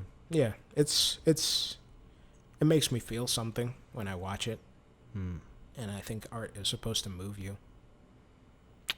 That's true. So I sometimes feel moved when I see art. I think it Go to the qualifies. art museum or sculpture parks and stuff. Yeah. I have a harder time feeling moved from that type of art. I Oh. don't know why. Mhm. But definitely other forms of art Which kinds that make me that move you? music, Yeah. television, movies. Mm-hmm. But like looking at a painting or a picture, it's a little bit harder Mhm. sometimes. I would agree with that. Yeah. Especially like with a lot of abstract art. I think maybe it's just because it's not something I understand. Mm-hmm. Like I never really liked when I would have to take exams in school when it was like, what did the author mean when they said, and then like some paragraph or whatever. Yeah. I was like, I'm not the author. I have no fucking clue what they meant. You know what I mean? Yeah. Yeah, I So- think you almost have to be emotionally vulnerable when you're in those, if you're looking to be moved by art, Mm-hmm. because you almost have to let it, you almost, like, it's kind of cheesy to say, you almost have to let it tell its story to you, in a way. And it's always, like, based on what you're going through in your life at that moment, Mm-hmm. can obviously influence how you feel about something. For sure. So, Sorry to interrupt. I Yeah. really feel that you just said, like, depending on what you're going through in your life yeah. with music. Mm. Music has never been something that is super, like, I always have liked music, but I've never been, like, super into it. But just with certain things that I've been going through, breakups and all that stuff, like, it's very, like, just very tactile. Like, I can really feel the music more than I ever could have Yeah. back in the day. Like, it just means a lot more. I agree. Dude, music makes me feel the most. Yeah. Like, there's no other thing that can make me feel instantly a certain way. Mhm. And it also is just like the right song at the right moment, the Yeah. right time of day. Like, oh, they're talking to me. Like, oh, dude, the song, you just know, like, some crazy dark magic went into making this particular song. Right. Like that, just there's always that one song that can just hit you different, and that's so weird to me. Like, nothing else affects me the way music does. Right. Moves me. It is weird. Yeah. I wonder if it has something like in your subconscious, or just like the way sound waves are. It could be. You consuming them can make you feel a certain way. I wonder if, like, the producers, like, for me, it's like a good album that makes me move. It moves me is Fleetwood Mac's Rumors album. Like, Mac's good. fantastic album, and some of the songs in there, just like, you gotta imagine, like, they're doing their thing and they're writing in the studio. I wonder if, like, the producer is sitting behind and he's going, holy shit, like, what just happened? Yeah. Like, did you feel that? Did you, like, play it again? Yeah. Oh my god, dude, no, that is something, that's what legends are made of. Yeah. You know, or is it just like, I don't know, sold to us in a way? I don't know. I feel like it's probably that. I mean, for probably a lot of artists, it may just be that, especially ones that are just trying to pump out another album or something. Mm-hmm. But ones that you think are awesome, probably is that they're like, this is like the best shit we've ever made. This is crazy. Yeah, even people like Post Malone, like, will admit, like, his process of writing music is just like, there's golden nuggets that just come out of fucking nowhere. Just like, you just grab them out of the open air and just latch onto it. And it's like very much, I think he admitted to, like, a lot of like in the moment type of writing, where it just like happens right there. Right. And you almost have to like spend as much time as possible to get as much of those moments. Yeah. So like practicing your craft Right. is like almost unavoidable in that way. Like so much hours of practice and time put into your craft. I mean, I don't, unless you're just lucky, I feel like most people who are legends of their own craft are not shy to repetition and just hours and hours and hours and hours of doing that one thing. I was going to say something to that effect. Like I was watching this, I think I was watching like a video on YouTube or something, and they were talking about, I think it was in regards to visual art, because that's what I've been really into these days lately, and concept art and stuff. And they were saying that you can't, as an artist, work and build yourself and your work ethic around inspiration, because those moments are very fleeting. Like they're few and far between. Like, of course you're going to experience those, but like you have to, like you said, practice your craft constantly, so that you get to a good enough level, like a standard for reaching that inspiration. But every time, if I think they said something to the effect of, if you are trying to do art based on those times that you're feeling inspired, you won't practice enough. Like you won't do enough stuff, because those moments are so fleeting. So it's like you have to continue to work at your craft even if you're not feeling inspired, so that you are constantly creating in the only way that you continue to feel inspired, and the only way that you can raise that, threshold of inspiration, like those moments that inspiration is happening, is to continue doing the craft constantly. Yeah, I feel like a lot of the time inspiration doesn't come while doing your practice. Like, a lot of great creators will say like the best times to be creative is when you're unproductive. Like you're just observing the world. Yeah, I think that's like going off of that. I think experiences are probably huge. Yeah. Which I think is like probably why a lot of rock stars and stuff do crazy stuff. Like they fuck off all the time. Yeah, because they get a lot of experiences. Yeah, they out get of their stories and stuff. Yeah, and then they become good storytellers. They have storytellers muses too. Yeah. Good muse. Yeah, everybody needs a good muse. That's sometimes when I watch a movie or watch a TV show or something, like I'll watch a scene and I'll just be like, wow, I feel like that was like that person, like whoever wrote this or directed it or acted it, like went through, like they experienced something in their life that like made this scene basically. And like it wouldn't have happened if they hadn't. Yeah. Did you guys watch Euphoria on Yeah. HBO? That show, like that's the first thing that popped into my head when you said that. Like that, I know that, I think the creator's name is Sam Levinson.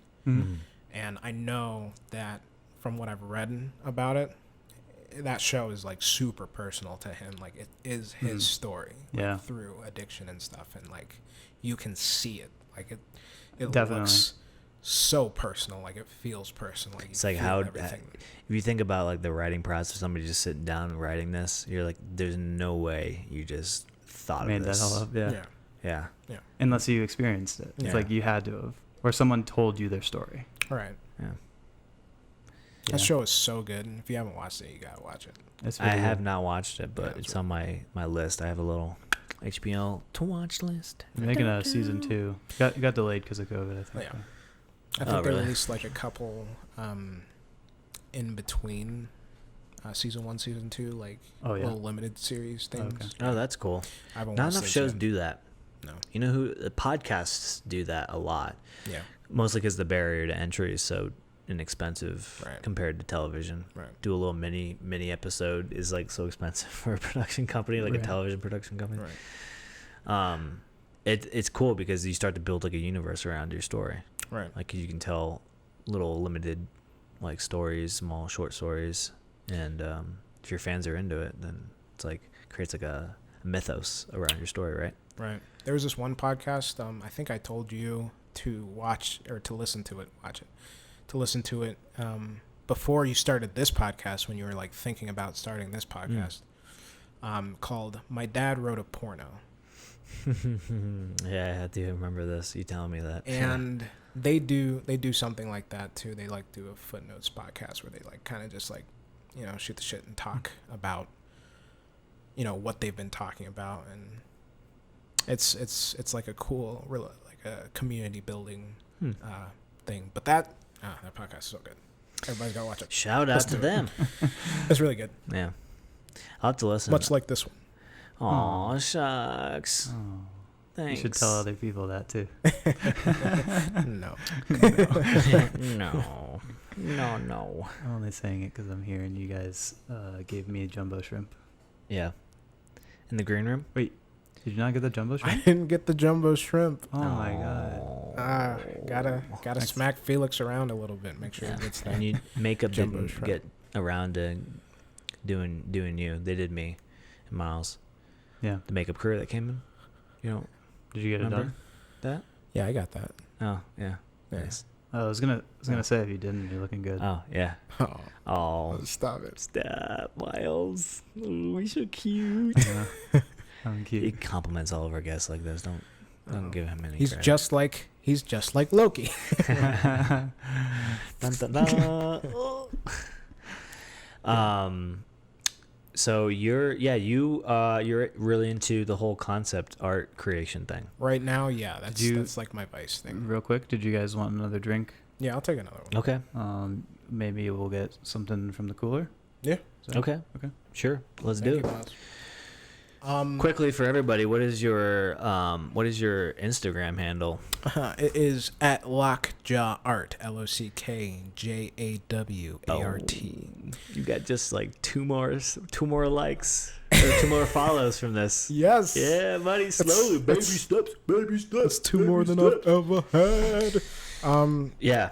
I might change though. Like I'm not. There's another thing. Like someone has a Twitter handle named Lockjaw Arts, and I kind of don't want to get confused with them. So I either have to become more popular than them, or subpoena them, or just like change my name again.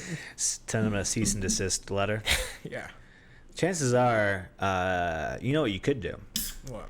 Just buy lockjawart.com and then trademark it, because that's what you create a logo for it, trademark the name, because it's a pretty unique name. You could probably trademark that, and then you could send him a cease and desist letter, and he would have to do it, or else you could liably sue him in small claims court. Ooh.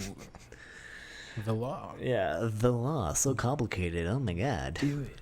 I was watching.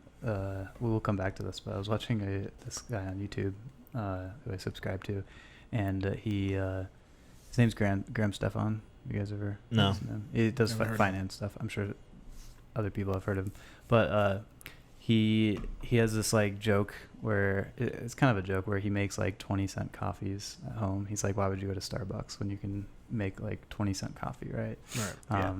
And so he was gonna start a coffee company. So he like got the designs, all this stuff. He was like, they were getting ready to produce it and then distribute it. And someone sent him a letter and was like, your design is too close to ours and the name is too close to ours, or whatever it was. Yep. And he was like, I could either go to court with them and spend a bunch of money, or I could just start over and like redesign it. And that's what he did. Mm-hmm. And he thought that would be cheaper than having to go to Probably. court. It depends on how litigious the other company is. Yeah, exactly. Yeah. But the thing is, they hadn't even like started either. I don't think. Oh yeah. So it was one of those cases where like someone was trying to fuck him, basically. Yeah. Well, here's the situation. I mean, he should have done his homework. Honestly, you can go and look up copyrights and trademarks. He has the trademark for it. And somebody tried to fight him for it? Yeah. Oh, well, he could countersue and He c- cover he- the legal fees. He, He's stupid. he could, but what he explained is like it's not like black and white. Just because Yeah. you have it doesn't Right. mean you have it. Really. Right. It just increases your odds of winning. Yes. Yeah. Right. Question about, or not question, but like just thoughts about copyright. Mm-hmm. I wonder what's going to happen when Mickey Mouse moves into the public domain. Oh, Disney will Okay, never let that will it- happen. No, I Ever. know, Yeah. but I'm just saying, like, how do you use the law to make that not happen? Yeah. My question is, how have they used the law? Do you guys very know? carefully. Yeah, I mean, they, it's not in the public domain yet. Yeah. Why not? it Wait, should no, be. is it? It should be. It's But 70 not. years, right? I don't know. Miles should look that up. I think it is but 70. I do know for a fact that Disney has manipulated that law in order to retain copyright of a lot of their IP. IP. Yeah. Yeah. Mm-hmm. Yeah, they Almost would to never a- let Disney grow. Or- Almost to a very and they will go after you. Yeah. Yeah, they have a whole legal team constantly working on smashing people for replicating their art. I heard about them Selling selling it. preschool ones for Yeah. putting Mickey and Donald and like Goofy and like Disney characters on like the preschool just painted them on their wall, and then Disney was Yeah. like, Like no, no, sir, no, thank you. I don't think you Yeah. can do that. Okay, so I think you were right then because Disney died in 1966, and it's 70 years after the death of the author, or Okay. if it's work of a corporate authorship, Mm-hmm. which it might be, it's Yeah. 95 years. Wow. See, so Disney could probably throw a lot of money at it, have lawyers and lobbies working against that, and say it was part of a corporate entity type situation. Yeah. But yeah. but that's 70 years, huh? So I mean, I think that might be new because just Googling why is Mickey Mouse not in the public domain, yeah. they said that the new Copyright Act allowed creators to have protection for their entire life plus 50 years. Yeah, see, that's what I thought was they had fucked with the, or at least lobbied to get. I'm pretty sure they're the reason why that's a new law. Yeah. Which, like, listen, I'm all for artist rights. Disney, though, you could make an argument doesn't need copyright like of Mickey Mouse anymore. No, I mean, I understand it from both perspectives. Like Disney is a multinational corporation that is, they got a hell of money. Like they have so much money, it's ridiculous. But at the same time, Fantastic ASMR. Welcome back to the show. This is ASMR hour. I understand why they would want to protect, because Mickey Mouse is pretty much a symbol of the Disney company. It is their symbol. Like if Universal started making Mickey Mouse's, or they started selling like Mickey Mouse ice cream, Yeah. Yeah. it'd be like, come on. Yeah. No, you can't do that. I think You you're know? putting it too. You're giving them too much credit. You're right. It is a symbol, but it is a massive revenue generating symbol. Yeah. It's about the money. It's not about like the Yeah, pride definitely. of the Mickey. Right. Okay, so by the way, just so everyone's clear about this, so it was entire life plus 50 years, which was going to put Mickey Mouse in the public domain in 2003, and then Disney lobbied Congress to extend it to the 70 years, which puts them at 2024.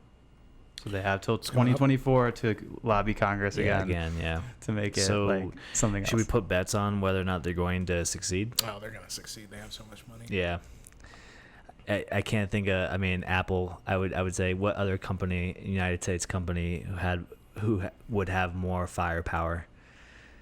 Amazon, Apple, Disney's up there, man. Yeah. Disney's up there. Yeah, definitely. They own like all of the television stations Yeah. plus Disney.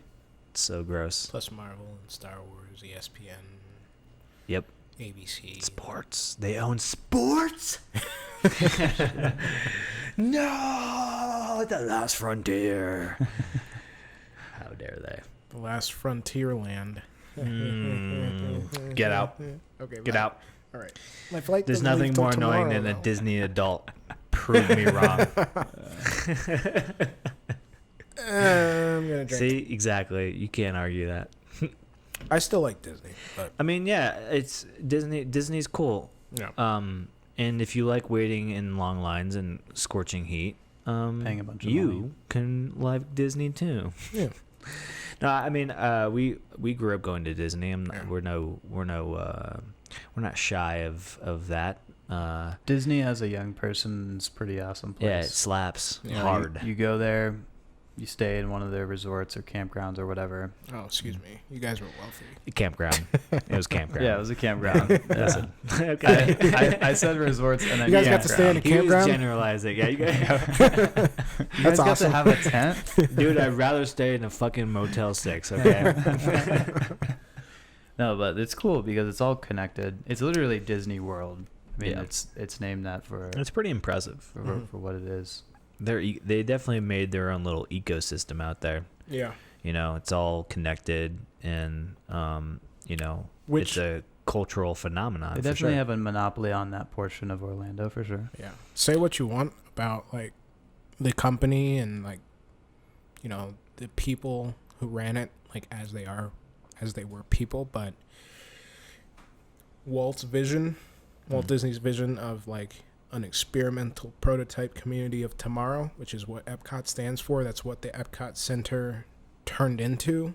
They kind of realized that vision with Disney World as a whole. Mhm. Like it is a very efficient city that just kind of runs itself. Like they did it. Yeah. They did it. It's a utopia. I would personally love to see them try to actually do the Epcot thing. Like in real life. Yeah, like what Walt wanted it to be. Right. Like he didn't want it to be like fucking drinking it around the world He didn't. with fireworks in the Prove lake it. every. I'm pretty sure he was Well, like, he is people are gonna frozen. live here, and like Yeah. right, it was like Yeah. it was supposed to be like a community. It was supposed to be like if you ever saw the movie Tomorrowland or like read any of those like science fiction books from the 50s and 60s and stuff, it was kind of supposed to be something like that, like Like a utopian society with flying cars and Yeah, like everything is like chrome or white and shiny and Tomorrowland, yeah. mixed with Epcot. Yeah. So So, that was supposed to be the plan, but obviously it's just a really, really big vision. Yeah, and, It takes more than one lifetime to if Disney, accomplish if anybody can do it, Disney could. You imagine what would happen. Okay, I'm gonna lay a scenario out for you. that. Disney tomorrow unveils, because they have tons of unused real estate in Orlando. Right. They're like the biggest owner of real estate in Orlando. They have I'm pretty like sure. resorts that aren't used anymore. Yeah, so they could literally section off a whole piece of land twice the size of Magic Kingdom and be like, this is the site of our actual Epcot community. Pre-orders start at $10 million a unit. We have 2,000 units. Dude, they would be sold out in like 2 days. Definitely. So it's funny that you say that. I have an unnecessary amount of knowledge about Disney Okay. and the world and stuff. So did I offend you when I was like, Yes. there's nothing more annoying than a Disney a adult? little bit. You're like, God damn. So freaking pissed I hit your microphone again. Jabs at the chest, bro. They actually have that. Yeah, that's what I was gonna say. They have one community called Celebration, right? That is I where know people that. live. Yeah. But is they it- also have another community, and Miles, you might want to look this up, called like Sand Dunes, or it's something. It's some kind of weird name, but Really? it's a community of houses in Disney that are like $1 million homes. Mm. I have driven past Celebration. It's Yeah. got like the big gate and the archway, right? Yeah. Yeah, that looked pretty interesting. I can't remember the name of that community. I didn't even know it existed until like last year. Is it Golden Oak? Golden Oak sounds like it could be something like that. But it's like a community of $1 million houses. Yeah. It says with homes priced from the upper 2 millions. Yeah. So that's fine and all. That just sounds like another suburb. I'm talking about full blown Epcot, Like Utopia. circular design with trams to take you to its own movie theater. Yeah. Like everything's decked out with like future gear. Right. Like this no is one's allowed in or out. Yeah. There's a big dome over the city. Yeah, exactly. They're like you have Becomes to be their own COVID country. tested and vaccine to get in. Yeah. It would be the perfect time for something like that, I Could guess. they become independent of the U.S.? I think they could, right? They could annex their themselves. They would have to have the permission of like state and federal. Yeah, they could. Governments. They could do it. Come on, they changed the copyright laws. Yeah. The Disney Civil War? Is that what I hear? Disney Civil War. Yeah. Do you think that if, because Disney's like his head or his body is frozen, right? I think that's. Oh. I don't. Let's I've heard yeah. that. I mean, but- why not? Because he was rich. But let's say it's true. Yeah. Imagine if he just came back and then he saw what Disney actually was, and then Ooh. he was like, all right, I'm done. He's like, damn it. Didn't mean to come back. I'm a chopper. Okay. Yeah. What if he demanded money? He's like, I didn't get paid royalties since I've been frozen. You guys kept me frozen. Didn't mean I was dead. Apparently, I'm still back. I'm here. That'd be a lot of money. Yeah, it would be a lot of He'd money. probably be one of the Like wealthiest bankrupt the people. company. I think it would bankrupt the company. Yeah, Yeah, everybody It would be like- loses their shares. It just goes straight to him. So a utopian society through Disney. I feel like it's. I feel like people could do that if they wanted to, but who Many would want- have tried. Who would want to? It's called cults. Yeah. Oh. Yeah. It turns real cult. I'm sure the first 6 months are rosy. Yeah. it turns After real that, culty. this stuff starts to break down. When your neighbor, you're just like, my neighbor is too nice all the time. It's not real. Our And she murders inherent need to wield power is too great. As I a agree human. with that. Human greed Yeah. outdoes everything. One every person single time. always tries to consume more power than the next. It's like the Joneses type of situation. Yeah. And then there's like, I feel like that's how every, like Lord of the Flies, Yeah. pretty good example, right? Yep. Any good utopian story? Logan's Run. Do you know Logan's Run? I've heard of it. I didn't read that one. You should. It's a movie. You're a movie guy. You should watch it. I It's should really watch good. it. It's a I think it's from the 70s, and watch a lot it's a more movies. utopian, dystopian. I Yep. mean, all the dystopian movies, utopian, dystopian, they always end with power struggle, right? That's the main root of main root of the issue is the power struggle. A lot of it, yeah. Yeah. I guess 1984. That's my like go-to for dystopian fiction. Like that's my favorite dystopian novel. Even in that, there's like a bit of a power struggle in the end, but I guess it's more of man versus society than like any of the other conflicts in literature or Yeah. stories. Hunger Games, Hunger Games is like power that too. struggle. Yeah. Yep. I mean, it's a hard thing to remove. I mean, that's a lot of people would argue that's why communism doesn't work. Right. All right. There's always going to be somebody who wants to be hungry for Yeah, power. because and- of the saying, like, if we didn't do it, somebody else would. Like, Yeah. whenever you try to justify the thing you're doing that's wrong. Yeah. yeah, Yeah. Yeah.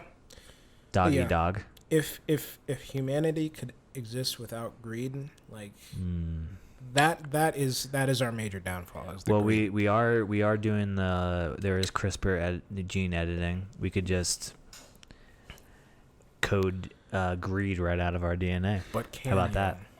I don't know. Or is it is it something in our DNA, or is it a function of society? Ooh. I guess you would have to study other species, right?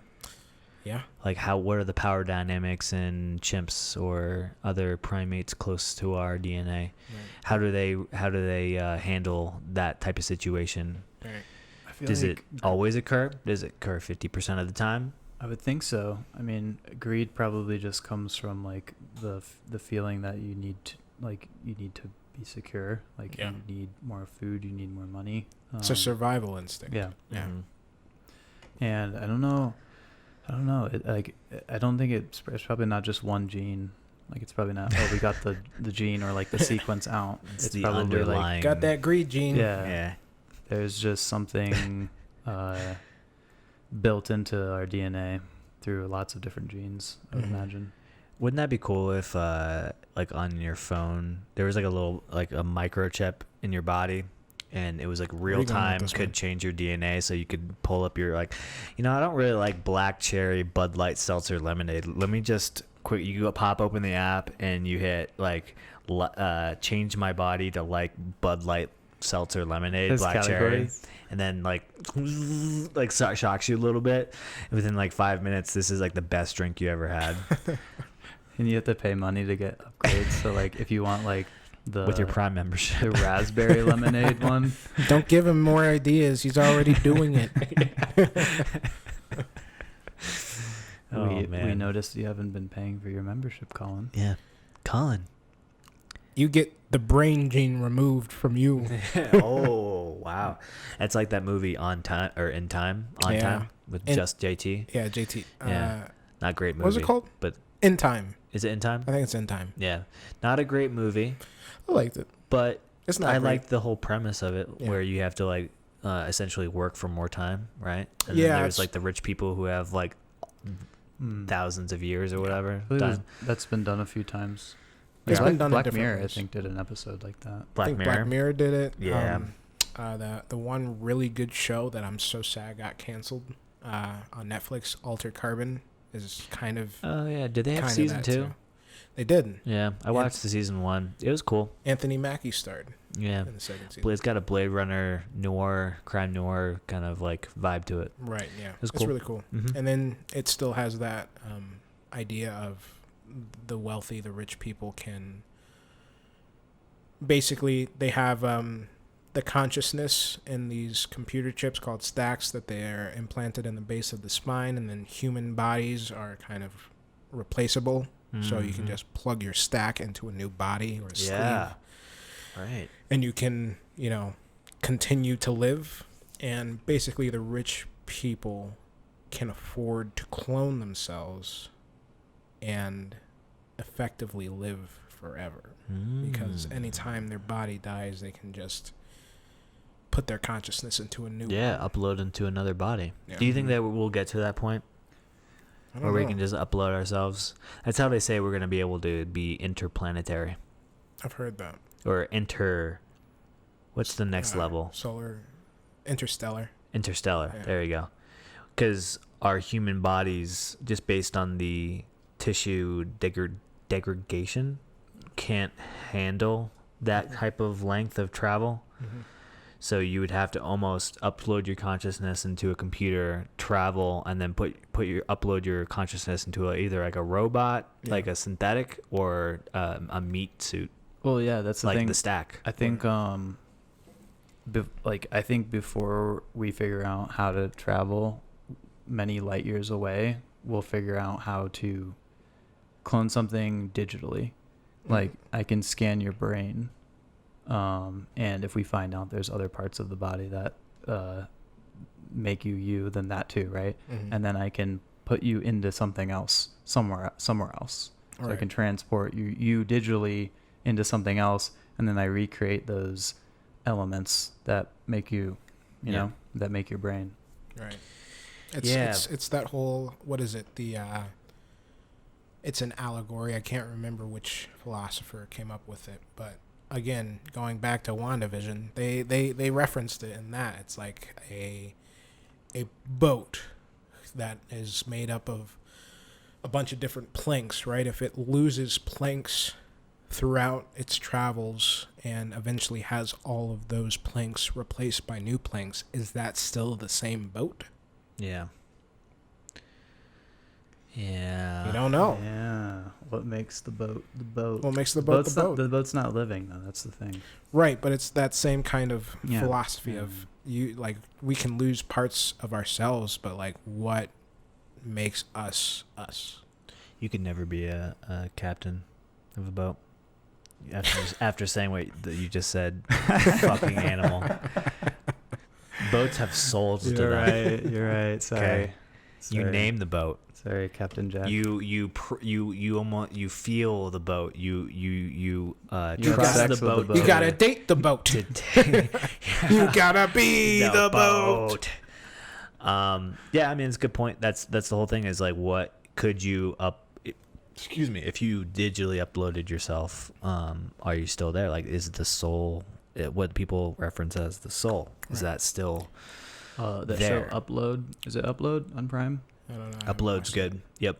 You see that? Oh, so good. Check it Yeah. it. Okay. Yeah, what's that guy's It's like name? a rom-com. It's like I won't spoil it for you. It's really good, but that's kind of what that is. And they did a Black Mirror episode about that. Yeah. Yeah. Mm. But Is it's that the very- one with Donald Gleason and Haley Atwell? No, it's about where the ladies are old and they decide to move on. So San they Junipero. upload to the Yes, I remember that afterlife episode. Yeah, that was a good simulation. one. Yeah. San Junipero. Yeah, I mean, I like to. That's like, first off, that's like just punching religion in its throat, because it's like, nah, bitch, the afterlife is in a simulation, Right. Yeah. not in heaven or whatever you choose to believe. As Heaven is a place on earth. Ooh, Or we in should a write a song. computer. Has Yeah. that in there? Heaven is a place in a computer drive. Yeah. That song featured, like, it kind of just clicked for me why they featured that song so heavily in that episode. That's a good point. The A little slow sometimes. the Upload show. It's like you get uploaded, so you pay. Mhm. It's kind of like, what was that movie with the one dude where you could like get shrunk and be in those little societies? Downsize with Matt That's what it Damon. was called. Yeah, with Matt okay. Damon. Yeah. Yeah, I didn't see that movie. Kind of similar to something like that. It's like you pay yeah. Yeah. and you get like the better experience, Right. and then like when you're in the experience, it's like you'll get an ad. And it's like, Yeah. do you want like the better toothpaste or something? Yeah. And you Yeah. can like pay to get better Pay to play. toothpaste. And, yeah. Yeah, did they do a second season of that? Because it's been a while. Yeah, it has been. It doesn't look like it. It says its original release was May 2020. That's Oh. bullshit, dude. Hmm. No way. I feel like I watched it long. I watched it way before last year. There's no way. Google's lying to you. Man, Google's fucking your shit up today. You can't find the director of Howard the Duck. It's lying to you about the I don't know. Found the director of Howard the Duck. Going back to the uploading of consciousness. Yes. Would you do it? There is, I don't know, that's a very philosophical self-existential question that I don't have the answer to, but there's a video game, I can't remember what it's called. Do you care if I spoil it for you? Which one? No, Depends. I don't remember what it's called, Okay. but it's basically, and this is going to be spoilers for this video game that I don't know what it's called. Yeah, so if you play look video out. games at all, just skip forward about a minute and a half. You have a Is it minute World and a of half to Warcraft? explain this. It's Go. World of Warcraft, isn't it? So basically, you're acting as this person who's on you're part of a crew of a spaceship. That, Okay, Halo. Chips challenge for that sure. Yeah. everybody else essentially is dead, and Okay. you're the only one that's alive, which is very common thread for space. Yeah, is it video games. Day X? No, it's not Deus Ex. Okay. But it's but you're working with this artificial intelligence to like kind of who was a human too, Mm-hmm. but got their consciousness downloaded into this yes. computer that helps you. Yeah. And you're going through trying to figure out how to transmit your consciousness onto this thing called an arc that gets shot into space. Okay. Dead So Space. that you can live. It's not Dead Space. So that you can live outside of this hell Yeah. scape that you're living on this space station. Okay. And the big twist at the end is that he uploads his consciousness, right? And he uploads the artificial intelligence's consciousness into this arc that's going out into space to continue to exist. But with the with the transmitting of consciousness, it's not actual transmission. What they're doing is copying your consciousness. So you get an exact copy of that consciousness, but you yourself, you don't go. Yeah, he just stays. He's like, where did I go? They're like, no. No, you're still there. Yeah. Your consciousness, like there is a you that gets to exist in that that basically computer simulation that's going on into space. Yeah. But nothing changes for you. You still, he he die. prestiged himself. Exactly. Yeah, that's what happens in the Prestige, right? Is that He ends up Call of killing Duty? himself Something every like night? that. Yeah. Spoiler alert, It's just too, so on the Prestige. fucked up. Prestige is such a good movie. Oh my god. Prestige? Yeah, I love fucking love that movie. I fucking love love just it. about everything Hugh Jackman's in. Yeah. That movie was really good because, again, and I'm not just trying to throw this W word around, but at the end of that movie, before they revealed what was happening, it was like Christian Bale is a witch. Like he's just actually has magic in this movie. Yeah. That movie is so good. Like, yeah, Christopher Nolan's stuff. I mean, he nailed it. That's one of my favorite Christopher Nolan films for sure. A lot of people like the Batmans, it's but so great for the rewatch value of it, where you understand that they told you the story from the beginning, and you just didn't understand. You just didn't have the pieces that you needed. Yeah, to figure it out. It's like one of those. I felt the same way after watching Tenet, and then I just realized, I just didn't hear anything they said in the movie. Oh wait, hold on, don't spoil it, because I watched it on the plane, and I saw up until like maybe the last 30 minutes or 40 minutes. I still haven't seen Tenet at all. All right, so I won't spoil it for you guys, but if you are listening and want to watch it, turn the subtitles on, because I watched it in theaters and I couldn't really hear what they're saying. It's very fast paced, so if you don't actually read and understand what they're saying, you're gonna miss a lot. Okay. And so by the end of the film, you're like, what the fuck just happened? Yeah. And then I rewatched it with subtitles. I'm like, oh, so this is not hard to understand whatsoever. Okay. Yeah. Because I was watching it on a plane, and that's been the case. But also, I really want to finish the rest of it because I want to know. Yeah. Is it actually just a really bad movie? Like, was it really, really badly produced? Because so far, I think so. Why? Because you don't understand what's going on? No. Because like nothing really like connects really well. Yeah, because it's very fat. Like I feel like there's so much missing. There's so much happening, and it happens very quickly, and you have to pay attention to what they're saying. That's like, trust me. I watched it again, and I was like, yeah, all this is totally, because I had to like Wikipedia afterwards. It's just like the Prestige wasn't as bad as that, because you were just like, gotta. And then the second round, you're just watching. You're looking for the instances where you get trick fucked into thinking one thing and it's actually the other. Right. And in this movie, I was initially left with that feeling, but so at the end, it wasn't like, oh wow, okay, so like those things made sense. Yeah, it all makes sense at the end. Yeah, it does at the end, or when you watched it the second time. Yeah, when I watched it the second time. It's not the first time. No, the first time, because I did. So it received heavy criticism on the dialogue clarity. Yeah. Yeah, I don't know what he was thinking. So I was right. It's a bad movie. He was. I think the people. Well, I guess it's subjective, right? If you say, if it had bad audio editing, like it's a bad movie. That's the thing. Like if people couldn't like. Yeah. Not that many people could understand the movie. Is it a good movie?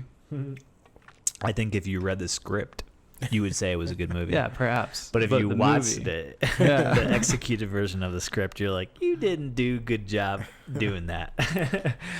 No, I mean, I think that's I feel like some people get too close to it. They already understand it, and they don't put it in the perspective of like somebody who's first not knowing anything about this, getting thrown at it, and you're like, yeah, maybe they wouldn't understand if I know what they're saying because I wrote this, but maybe the audience won't. Right. Yeah. I don't know. It's always a like a tightrope that you're walking when you're making a movie. It's like, how much of me is the audience going to understand without me having to explain things, like to hold their hand. And it's crazy because I always tend to believe that the audience will audiences are smart. Like, you don't have to walk their hands or hold their hands through most things. Like, they're pretty good at figuring things out. Unless you're M. Night. Unless you're M. Night Shyamalan, exactly. We don't speak of him. No, he's made some good stuff, but not The Last Airbender, which I will never refer to again in this podcast. But yeah, it's like you're walking a tightrope between, like, oh, am I going to, like, how much of this do I need to explain to the audience versus how much are they just going to understand? And it's hard to do.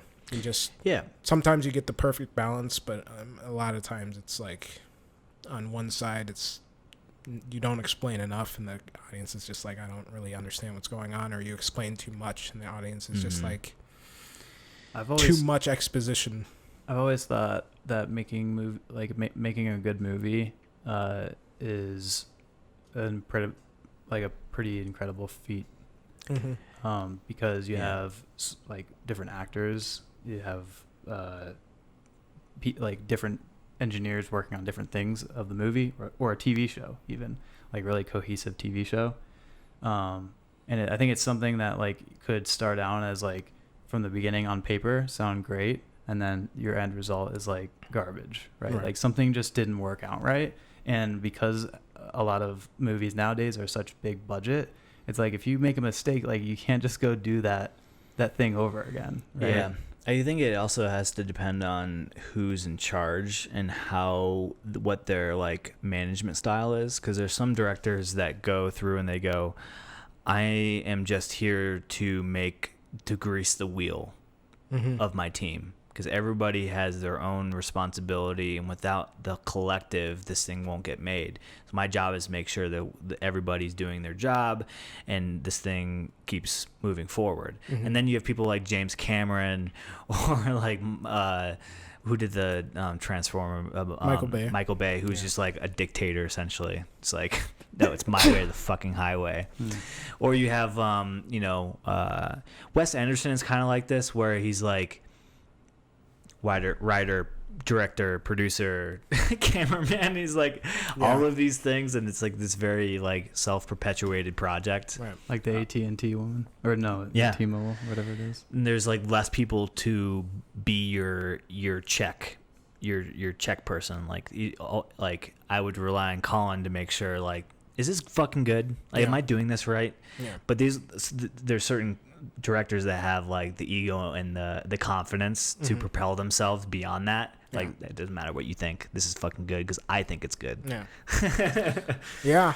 Jeez, that'd be nice to have sometimes. I think that the best movies come from somebody who is, yes, greasing the wheels, but also has the vision that can unite all of those different departments into one, cohesive team, making this one thing that only you really have, the vision for. Like, I think, I feel like we were talking about this the other night. Yeah. How you can't necessarily, or like, things that are in the mind's eye, you kind of, like, as someone who's artistic, you have to kind of see something in your head before you do it. And I feel like that is the director's role on set, is seeing that thing that nobody really understands yet before you've done it, and like putting everybody in place and keeping everybody on track to make that thing that you've already seen. Yeah, it's like you got to Phil Jackson that fucker. Yeah. Like the coach of the Bulls during Michael Jordan's tenure. He was just there he set like a theme for each season. Like, that was the goal. Like, and for those of you who haven't watched The Last Dance on Netflix, it's fucking fantastic. You should watch it. And then it was about managing the egos of your team. and making sure that they all worked together when the time came to do so. Right. And that's why they won like fucking 6 championships. Not because of Phil Jackson alone, but there's a recipe for success right there. Definitely. Yeah. It's like a perfect storm. Perfect storm. Like Stormy Daniels? Like hurricanes. Like Florida hurricanes. again. Miami Hurricanes? Let's not no. Promote them. Miami Hurricanes. Screw the hurricanes. What's next for Stormy? Stormy Daniels. She's Miss still Daniels. in the zeitgeist? Is she still She's not. happening? Did she make money I from think this, she's still. this situation? Can you Google real quick? I want to know what Stormy's up to. Jamie, bring that up. Jamie, Don't worry, I know it's your work laptop. I don't want you to just VPN it. Let's go. Jamie, pull that up for me. Yeah. Jamie. Yeah, Miles, pull that up. Miles is Jamie. Joe Rogan. Yeah. She, last I heard, she was dancing still, right? Yeah. She was, yeah. Exotically. Yeah, in Miami, I think. That's the cool. thing. Yeah. The first for YouTube her. video that pops up is Stormy Daniels on what it was like boning Donald Trump. Fuck yeah. Click it. It was probably super gross. I'm the best. I'm the best. Oh my god! I Oh, can't God imagine damn it. anybody who would ever open their legs for that guy. Like, come on. Oh, I wonder how much money she made. Yeah. It's probably a lot. There's no news really about her since. Yeah, so she has January. exited officially the zeitgeist. Gone. sense. And she came and went. I don't know. I would never really. Oh, I don't know if I would want to be famous. Go ahead. she said this month actually that she would love to testify against Trump at Manhattan grand jury. Like, we don't need you. Sorry, you're gonna completely like delegitimize this whole Yeah. case Throw as it soon as out. you walk into the fucking courtroom. She's like, I'll pay. Yeah. No, she's like, you'll pay me, and then I'll strip in the courtroom. Damn. Apparently, she was paid $130,000. To fuck Trump. The hush money. Oh, the hush money. That's Yeah. you don't get 100 G's for doing nothing. How Just did she, saying. Did she have Just to pay saying. it back? What? Did she? She Oh, probably had a because she broke her contract, right? NDA. Yeah. Yeah, I don't know. I'm sure Trump's legal team is on top of that. Like, Yeah. I heard Trump they need was- money. No, I'm not gonna go there. No, it's bad. I'm gonna turn this conversation away from that. Would you guys ever want to be famous? There's levels to fame. Would you want like you are really successful in what you do, like maybe one of the most successful people, and you can't walk down the street because of it, Okay, so but you get all I the see. good things that come with that too. like Yes. Justin Bieber, like his level of fame. Yeah. Because there's like his level of fame, then there's like you can tweet something and you won't get canceled fame, but still kind of like wealthy and successful, Right. right? No, I'm not talking about like base level successful. Okay, I'm so talking about like Superstar. yeah, people know who People you know are. who you are Yeah. when you go to Walmart. Yeah. You don't go to Walmart. You, you get noticed immediately. Would I ever want to be that? Okay, are you also Probably not. like basically just rich forever? Like you'll always be able to get a gig that pays. Yeah, are you millions NFL of rich, where dollars? it's like only like 5 years after your career, and then you're hitting rock bottom? Okay. No, doing no, crack cocaine? you're rich. You're rich for as Working at much as Cracker you've Barrel. invested for. So you're pretty Okay. wealthy. Okay. All right, so I'm I'd be set okay off. with it. Yeah. Yeah, you think you could handle Yeah, because that? if I really think about it, if I was that famous and I had that much money, I would have like my group of friends and family, and there's plenty of things to do that aren't in public. Yeah, you know? I think you could easily. I mean, let's be honest. There's plenty of people who make their career out of being in the limelight, in the zeitgeist, and that's how they're successful. Like the reason Justin Bieber's as popular as he is today is because he's always remained in the now and the newspapers and stuff like that. Like Not to interrupt you again, you got a very Larry King vibe going on right Yeah, now. I'm scrunched over. Yeah, I love And it. yeah, I love it. so everybody. Oh, I can't do a Larry King. Sorry. Now I'm like subconscious. Don't be about where I'm- subconscious oh my about God, it. stop. It was I good. need to Do reset. Can we just redo this? No. You thin your hair out. Oh, sorry. So you have that type where like you need to be in the zeitgeist in order to sell whatever you're selling, to maintain your popularity, to sell tickets and blah blah blah. Go see me in the show. Yeah. And then there's like I have fuck you money, and like for instance, like I was watching Dolly Parton documentary. Mm-hmm. Nobody has seen her husband like in years. Mm-hmm. They know he's still alive, but like even Dolly's closest acquaintances have seen him maybe once. Is he still alive? How do we know? I mean, still pays his taxes. Could be He? Yeah, Because you can just like mail your taxes or file them on TurboTax. I'm just saying. Excuse me. He's not necessarily like the reason why he's wealthy. He's wealthy because he's married to Dolly Parton, right. You know, one of the most successful artists of all time. But like, he's remained completely out of the spotlight. And I guess he's not really that famous. It's not a good example. It's weird. What's a good example of somebody who's really famous? I think it goes hand in hand, right? Like you can't have one without the other. Like the fame, there's like being really rich, and then there's being famous and rich. Mm-hmm. Yeah. Where like you're the top, you're in the zeitgeist, and you have a lot of money, and they're probably codependent, right? Like your fame is codependent on how much money you're making, and how much money you're making is codependent on your fame. Oil company. Yeah, I think there's. Yeah, but then you're not really famous. Oh, then you're not famous. Yeah. Okay. Yeah. Like the famous I think we're discussing is something like celebrityhood, which only comes to you if you add value culturally, like music, you're a creator, YouTube star, you know, you're famous for one thing or another. Like, and because of that, of doing something like Dr. I can't remember the guy's. He plays he does Twitch. He's really famous. He's now rich, but you're only rich and famous because of the fame, the thing you did to become famous.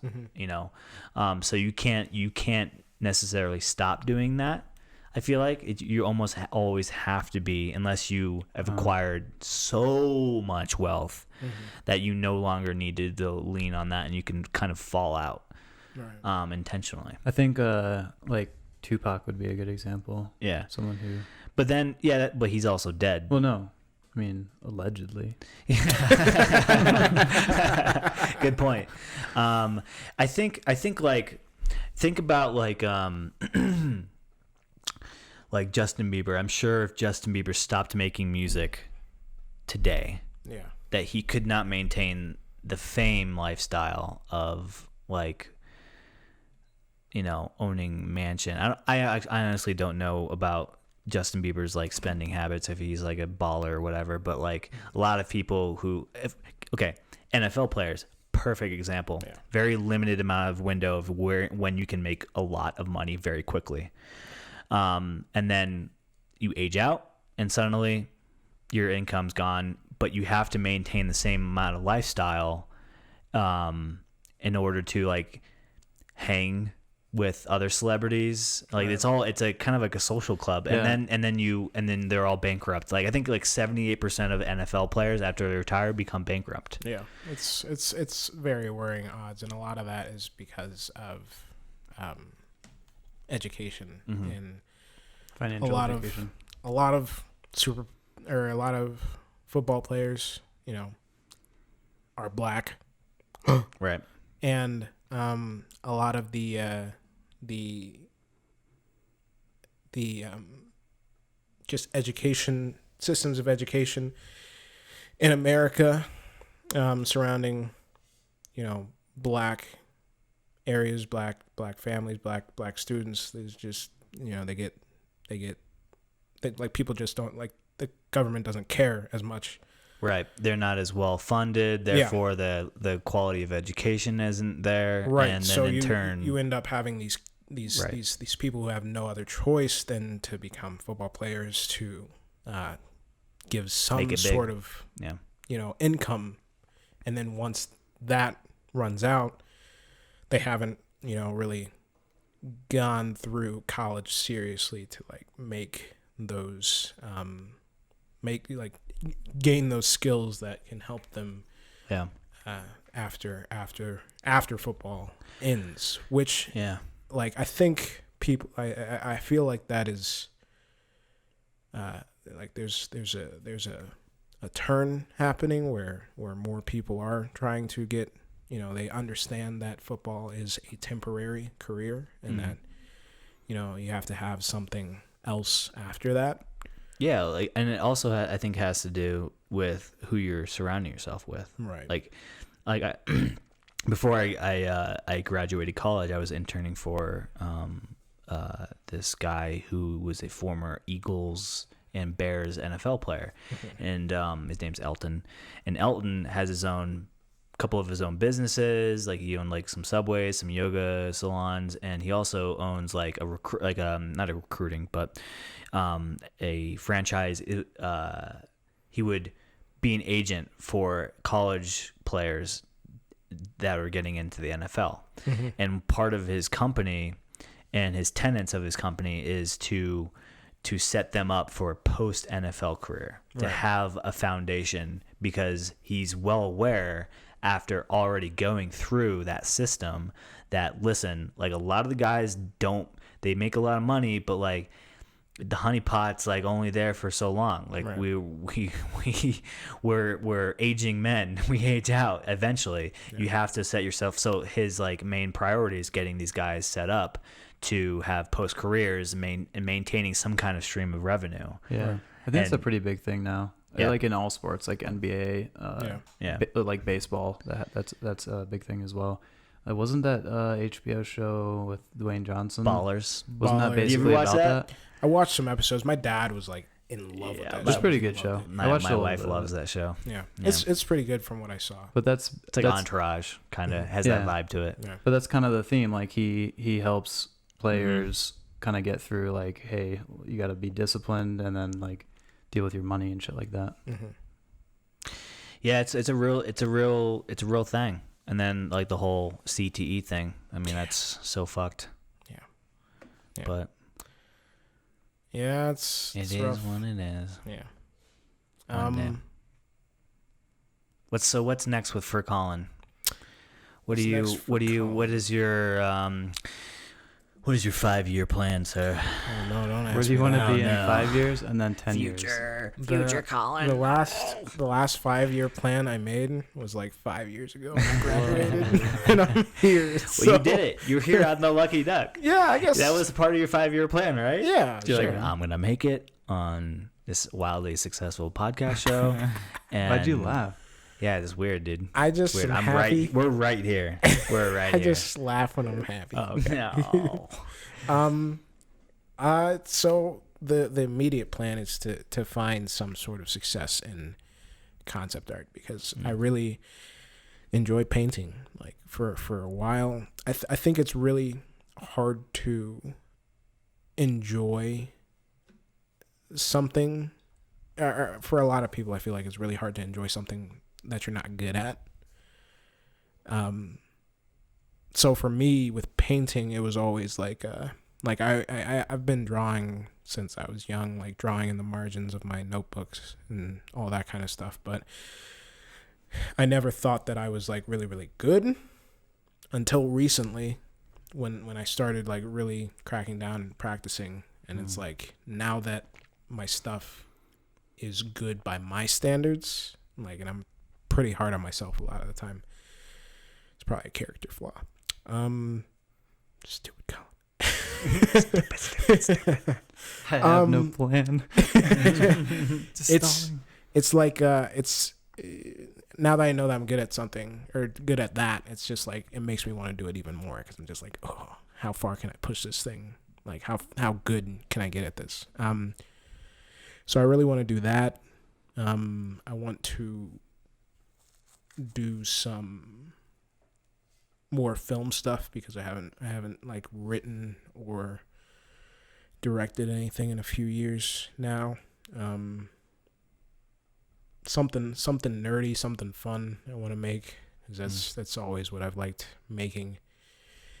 And moving out of Florida is just like a really, really big step for me. Like I love my parents, I love all the family that I have in Florida, but I know that it's just a stifling place for me. It's a place that is going to continue to Get trapped.